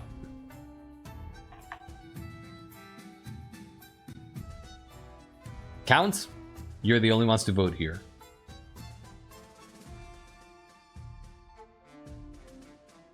The Count's famous for their love of smoking. People out. Yeah, my council, make it count. Make your vote count, Counts. Counts of the council. Let's count your votes. Oh, Warp Lotus. Yeah, let me tell you what you are. You are a count. Indeed, you are a count yourself. Alright. I have no idea, Shiny. Now that it does not involve direct fighting, the Count support me? Yeah, apparently, yeah. Smoke him out. After days of exploration, exploratory digging, your tunnelers meet up with the coastal tunnelers. Your marshal immediately sets up a large set of bellows and several tons of burning feathers, pumping the tunnels with acrid smoke. The sound of enemy soldiers coughing is music to your ears. Once the tunnel is abandoned, you burn the wooden braces and collapse it safely. Success, but hardly a victory. None of their troops were killed, but you fended them off for the time being. On the other hand, wartime feather supplies run dangerously low. Okay, we're surviving. We are surviving.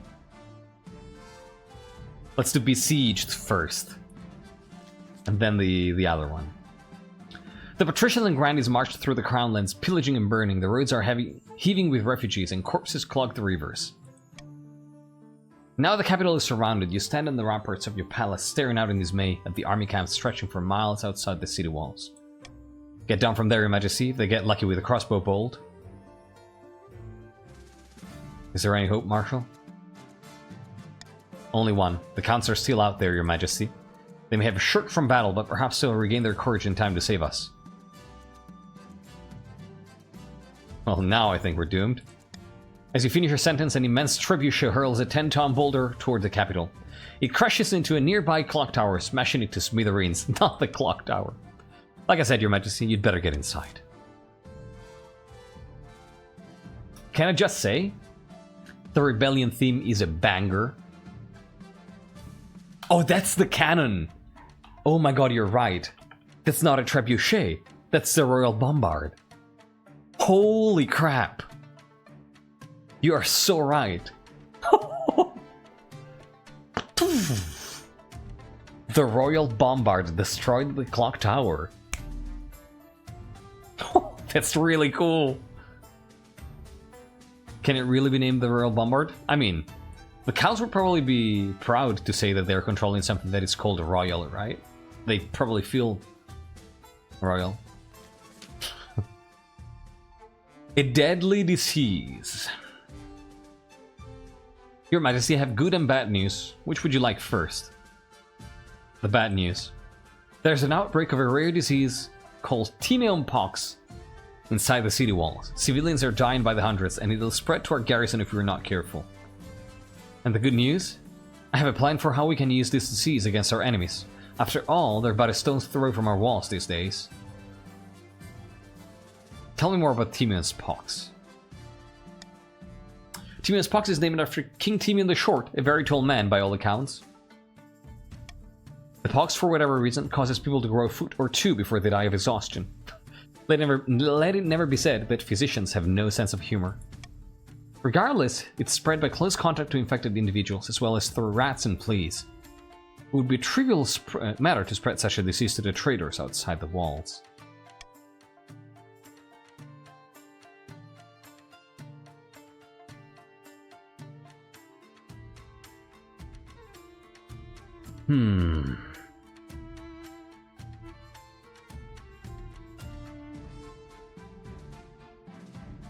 That must be some, I guess, some kind of rules. The only rule that matters in war is that you must win at all costs.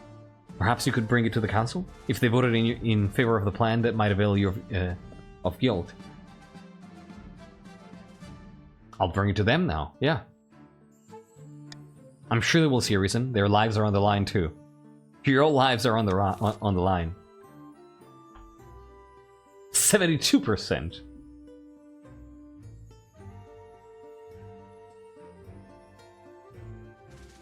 I mean, I know what I want to do.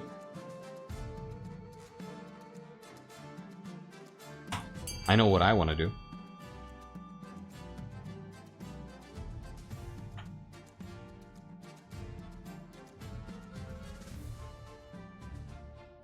I really know what I want to do. We're trying to survive so bad right now. Oh my god. We're trying to survive so bad.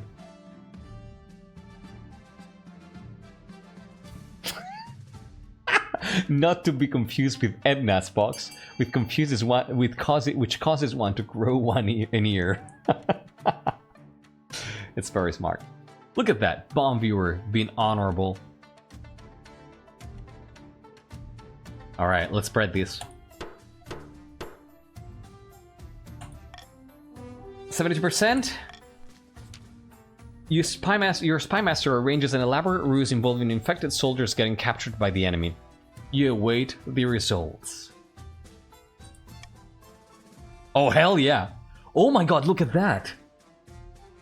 The plan goes off without a hitch. It's not long before pox spreads through the enemy camp like wildfire.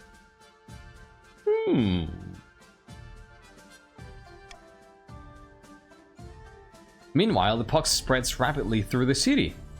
Having utterly failed to contain it, the death toll climbs and climbs. Well, that's not good. Sheriff, we don't like to joke about that kind of stuff around here, so I would advise you to think about something a little different.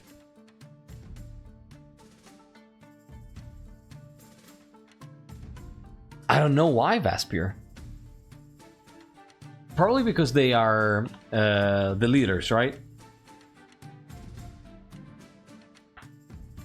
Wow. Furthermore, the nobles and your palace servants are also infected. Though you personally avoid the worst of it, nearly everyone in the city has lost someone by the end of the epidemic.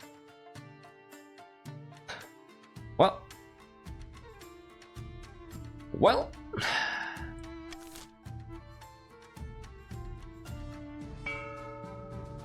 Auction time! Auction time, everybody. You get a last opportunity to spend your money here. Yeah. Yeah.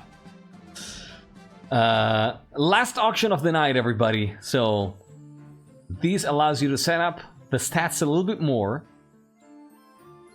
Let's start the auction in 3, 2, 1. Dragon Pit, you have 400 gold. Oh, auction! Exclamation mark. Fund followed by the letter of the building you want to fund, followed by the amount of money you want to spend. Your options are raising authority with A, lowering faith for the counts with B, raising faith for the grandees with C, lowering authority with D, lowering stability with E, and lowering trade for the patricians and officially sending them in recession with F. What do you want to do? I'll let you know when there's 20 seconds left. And then less and less. 20 seconds left. Now, yeah, auction is open to rebels too. So if you're a rebel and you want to vote, you can probably do it. 10 seconds. 5 seconds left. And... boop. So, a monument and an observatory. That's great. Thank you, Bunkle. That's appreciated. And Nasukin, I hadn't seen you. Hello. Good stuff. Well...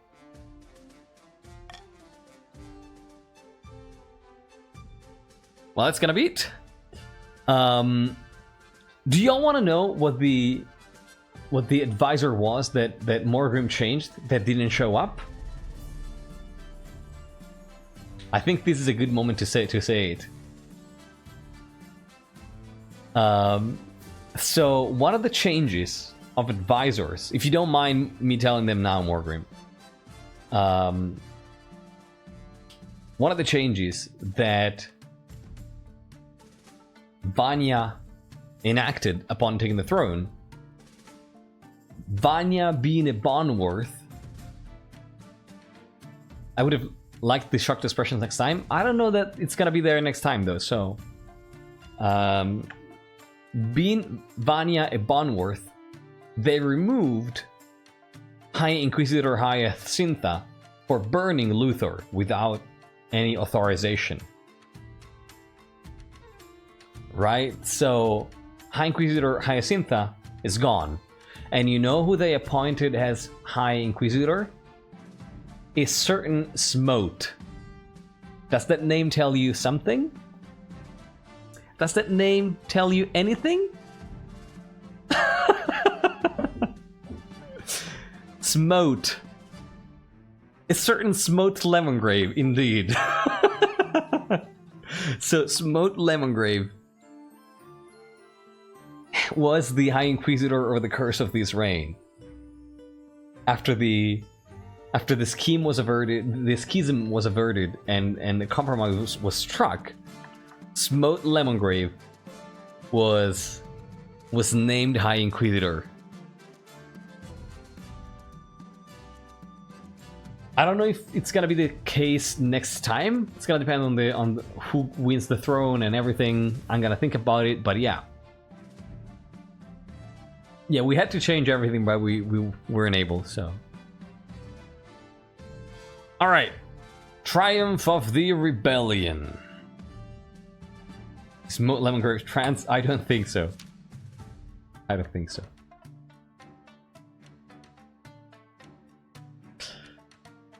So yeah, that was one of the changes. I don't know if it's gonna be still a change next time, but yeah. And one last thing. After we wrap up this episode, don't go anywhere, alright? Even after I do the wrap up and go back to the main screen, don't go anywhere, because we're gonna be starting the next game right away, and I need you to join so that we can edit it for the next episode.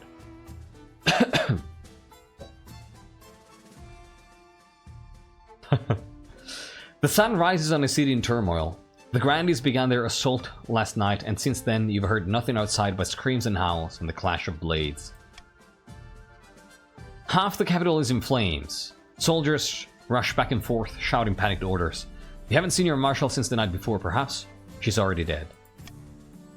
Your honor guard are in the streets outside the palace, building a barricade and organizing last-ditch defenses. Vital work, but you're vulnerable without them by your side. The royal court is empty except for you, brooding on your throne. Your wife is long gone. Last night, she gathered her retinue and struck out to escape the capital on her own. You offered to accompany her. She refused. The monarch should die on their throne, she said. You wait and stew. Outside, the screams and clashes get louder. Finally, your spymaster arrives, out of breath, her face stained by smoke and blood. They'll be here any moment, your majesty. You must saddle your horse and escape the city. I know of a secret passage.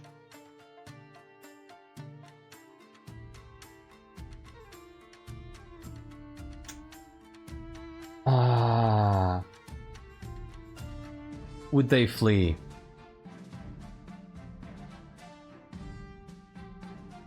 Would they flee?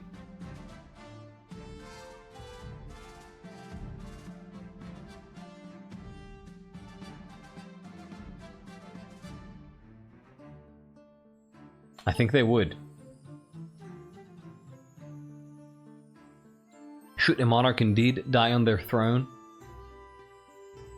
Yeah, they ain't a warrior, exactly.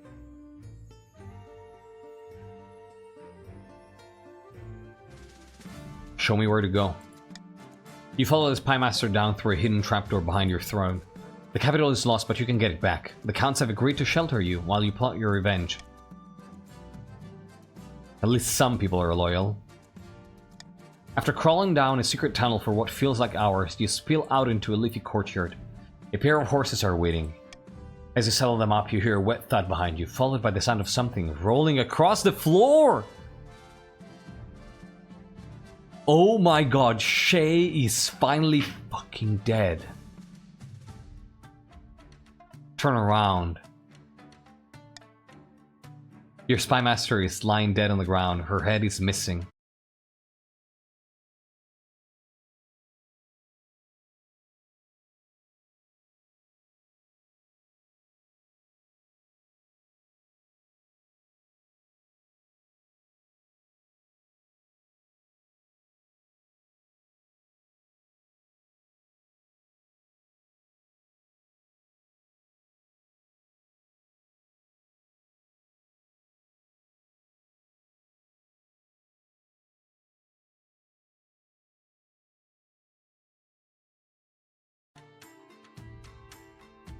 And we should be back. Fingers crossed. Are we back? Are we back?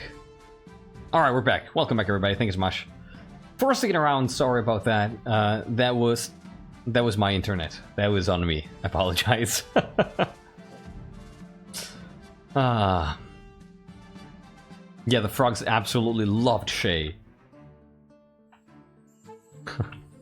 Welcome back, welcome back. There's no need for you to join again.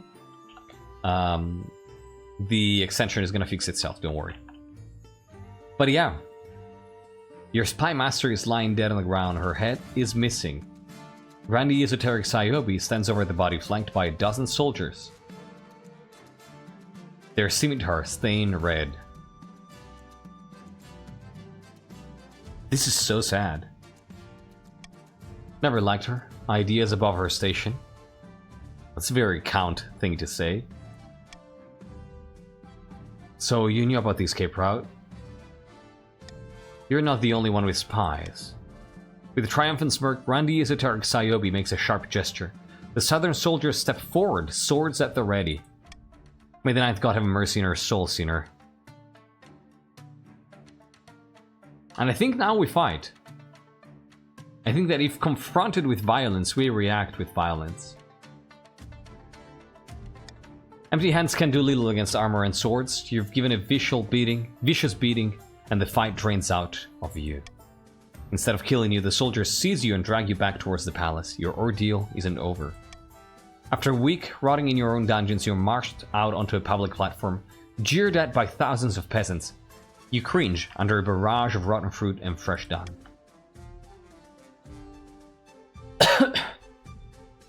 Grandy Esoteric Sayobi sits in the front row, grinning. The rebels have won. The capital has been taken. You are a former monarch.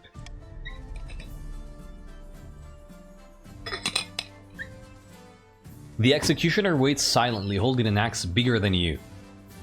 If you have any last words, now is the time.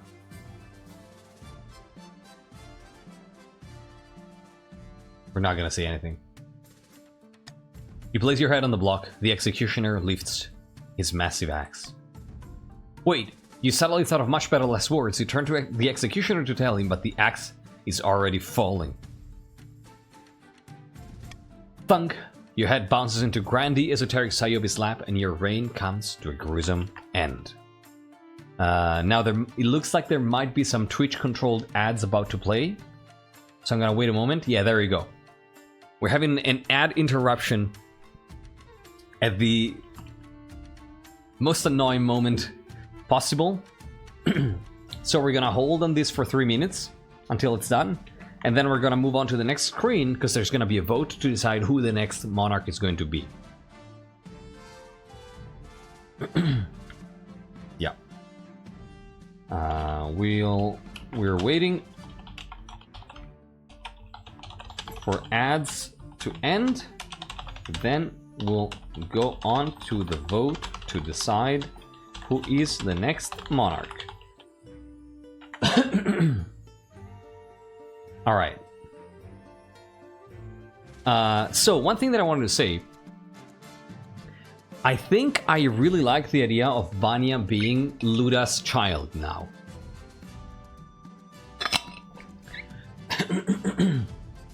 Because it feels to me like basically the counts didn't really care for them at all. It feels like they were someone that the counts put on the throne trying to have a scapegoat, you know, somebody who would take the brunt of what they were doing, aka murdering Queen, but didn't really care for them. Just like weren't impressed, like, and that could be explained by the fact that they were not impressed by Luda's ability as a ruler. So they were not expecting anything from this ruler either. And I also really like poetically how the idea that this might be Luda's child, who then gets killed without an heir, and that officially extinguishes Luda's branch of the Bonworth family. Like a frustrated historian who ends with whom the history of the family ends.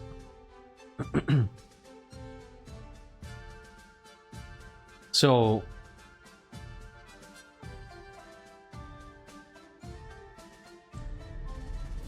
actually Reginald is called back after the murder of Ursera. But I think I like this idea of the Luda Bonworth branch dying with Vanja.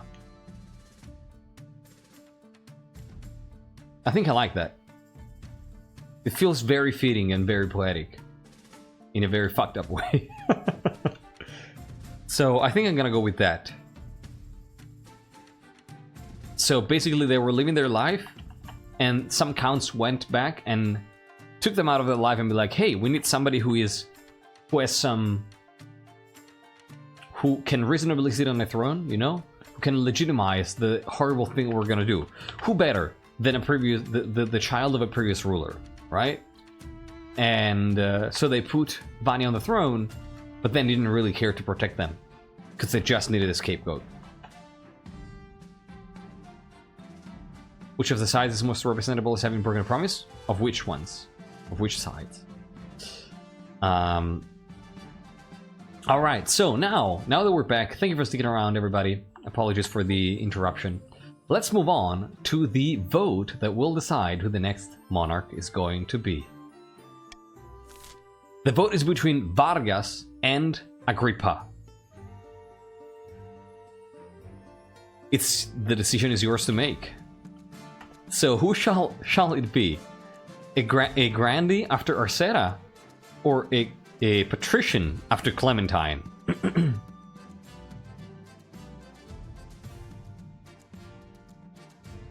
This is close, wow. No fucking way. This is so close. 10 to 11. This is insanely close. Alright. 11 to 11. Innocent, if you want to vote, it's vote !B. Sorry, yeah, no, the other way around. !vote B. Sorry. 11 to 12. 11 to 13. Looks like the patrician is winning. Looks like the patrician is winning. Oh, 12 to 13? Yeah, Agrippa the former pirate. Or Vargas the jeweler pilgrim. Right? This is incredibly close. 12 to 13. Yeah, Agrippa would be a former pirate. So I'm actually very surprised that a lot of people that are not patricians are going for this. 13 to 13. That's insane. We have a tie. So if you are still in the game and you have not voted, I strongly encourage you to vote now to decide who is going to be the next ruler. 14 to 13. Oh my god. So, right now, the Grandee is winning. If you vote for the Patrician, you're gonna tie it, and it's gonna be a 50-50. Or you could vote for the Grandee, and that's gonna decide the vote. I'm gonna now be counting down from 5, very slowly. If you have not voted, this is your last opportunity to do so. Counting down from 5, 4, 3, 2, 1, 0. It is Vargas. The next monarch is going to be Vargas of the South. GG! Good game! And congrats to the Patricians and to the Grandees for launching a successful rebellion, but most importantly, to the Grandees for putting their Vargas on the throne. Having lost to the rebellious Grandees, Monarch Vanja was dragged out of the palace and decapitated in the city square. Unable to keep their puppet on the throne, the counts were forced to retreat to their secluded castles and brood. It wouldn't be for long before a new eastern claimant would arise, and when they did, the counts would be ready. The Patricians joined the rebellion alongside the Grandees, but nobody considered them a true contender for the crown. That's not true at all. The Grandees launched their rebellion that toppled the monarch and devastated the kingdom. In the aftermath, nobody could stop them from taking the throne, and Agrippa was crowned to half-hearted cheers from the traumatized common folk. What? That's bugged? Because that's Vargas?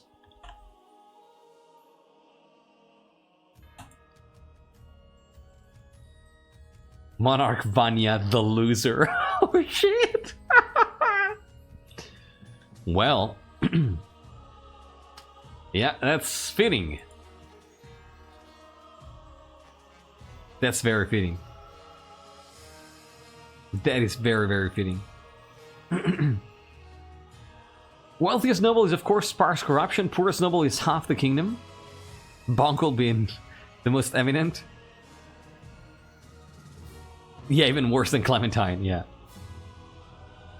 And then, this is your next monarch, Monarch Vargas. It's gonna take up a kingdom that is absolutely fucked up. Oh, this is gonna be interesting. This is gonna be very interesting. I really like the fact that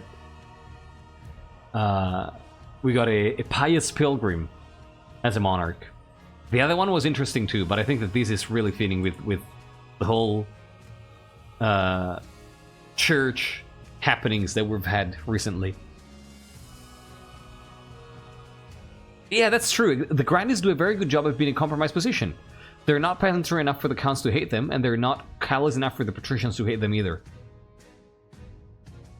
And also, look at this. We got a Grandee on the throne. This means that the treasury is gonna go down to 1,500 now.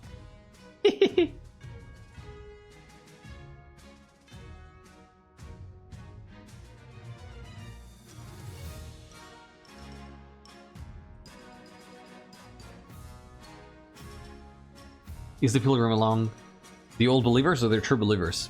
I need to think about it. I need to think about it. A light blood kill Shay, that sounds big. It does, right? And also, yeah, Shay is out of the picture. Shay has been instrumental in maintaining the monarchs on the throne for the past few... actually, in trying to salvage the kingdom, right? I feel like if there was an advisor who was really trying to keep the kingdom as stable as possible, that was Shay. Couldn't really manage to do it as well as she hoped, but she was really trying her hardest. Yeah, Shay's position was, and she was very capable, right? The kingdom could have been in a much worse position. Situation if it wasn't for Shay. And now that she's out of the picture, I really want to see who's gonna come next. Huh. Good stuff. Good stuff. Alright. This was a banger. Super eventful. I loved it. Alright. Okay, everybody. So this is going to be it for episode number 7 of the Bloodscale Dynasty. Once more, the throne changes hands. So the Grandees are gonna be the ones voting for edicts between now and next reign. And we'll see how that changes things in the next episode. In episode 8 of Bloodscale Dynasty next week. Thank you for playing, and I'll see you then.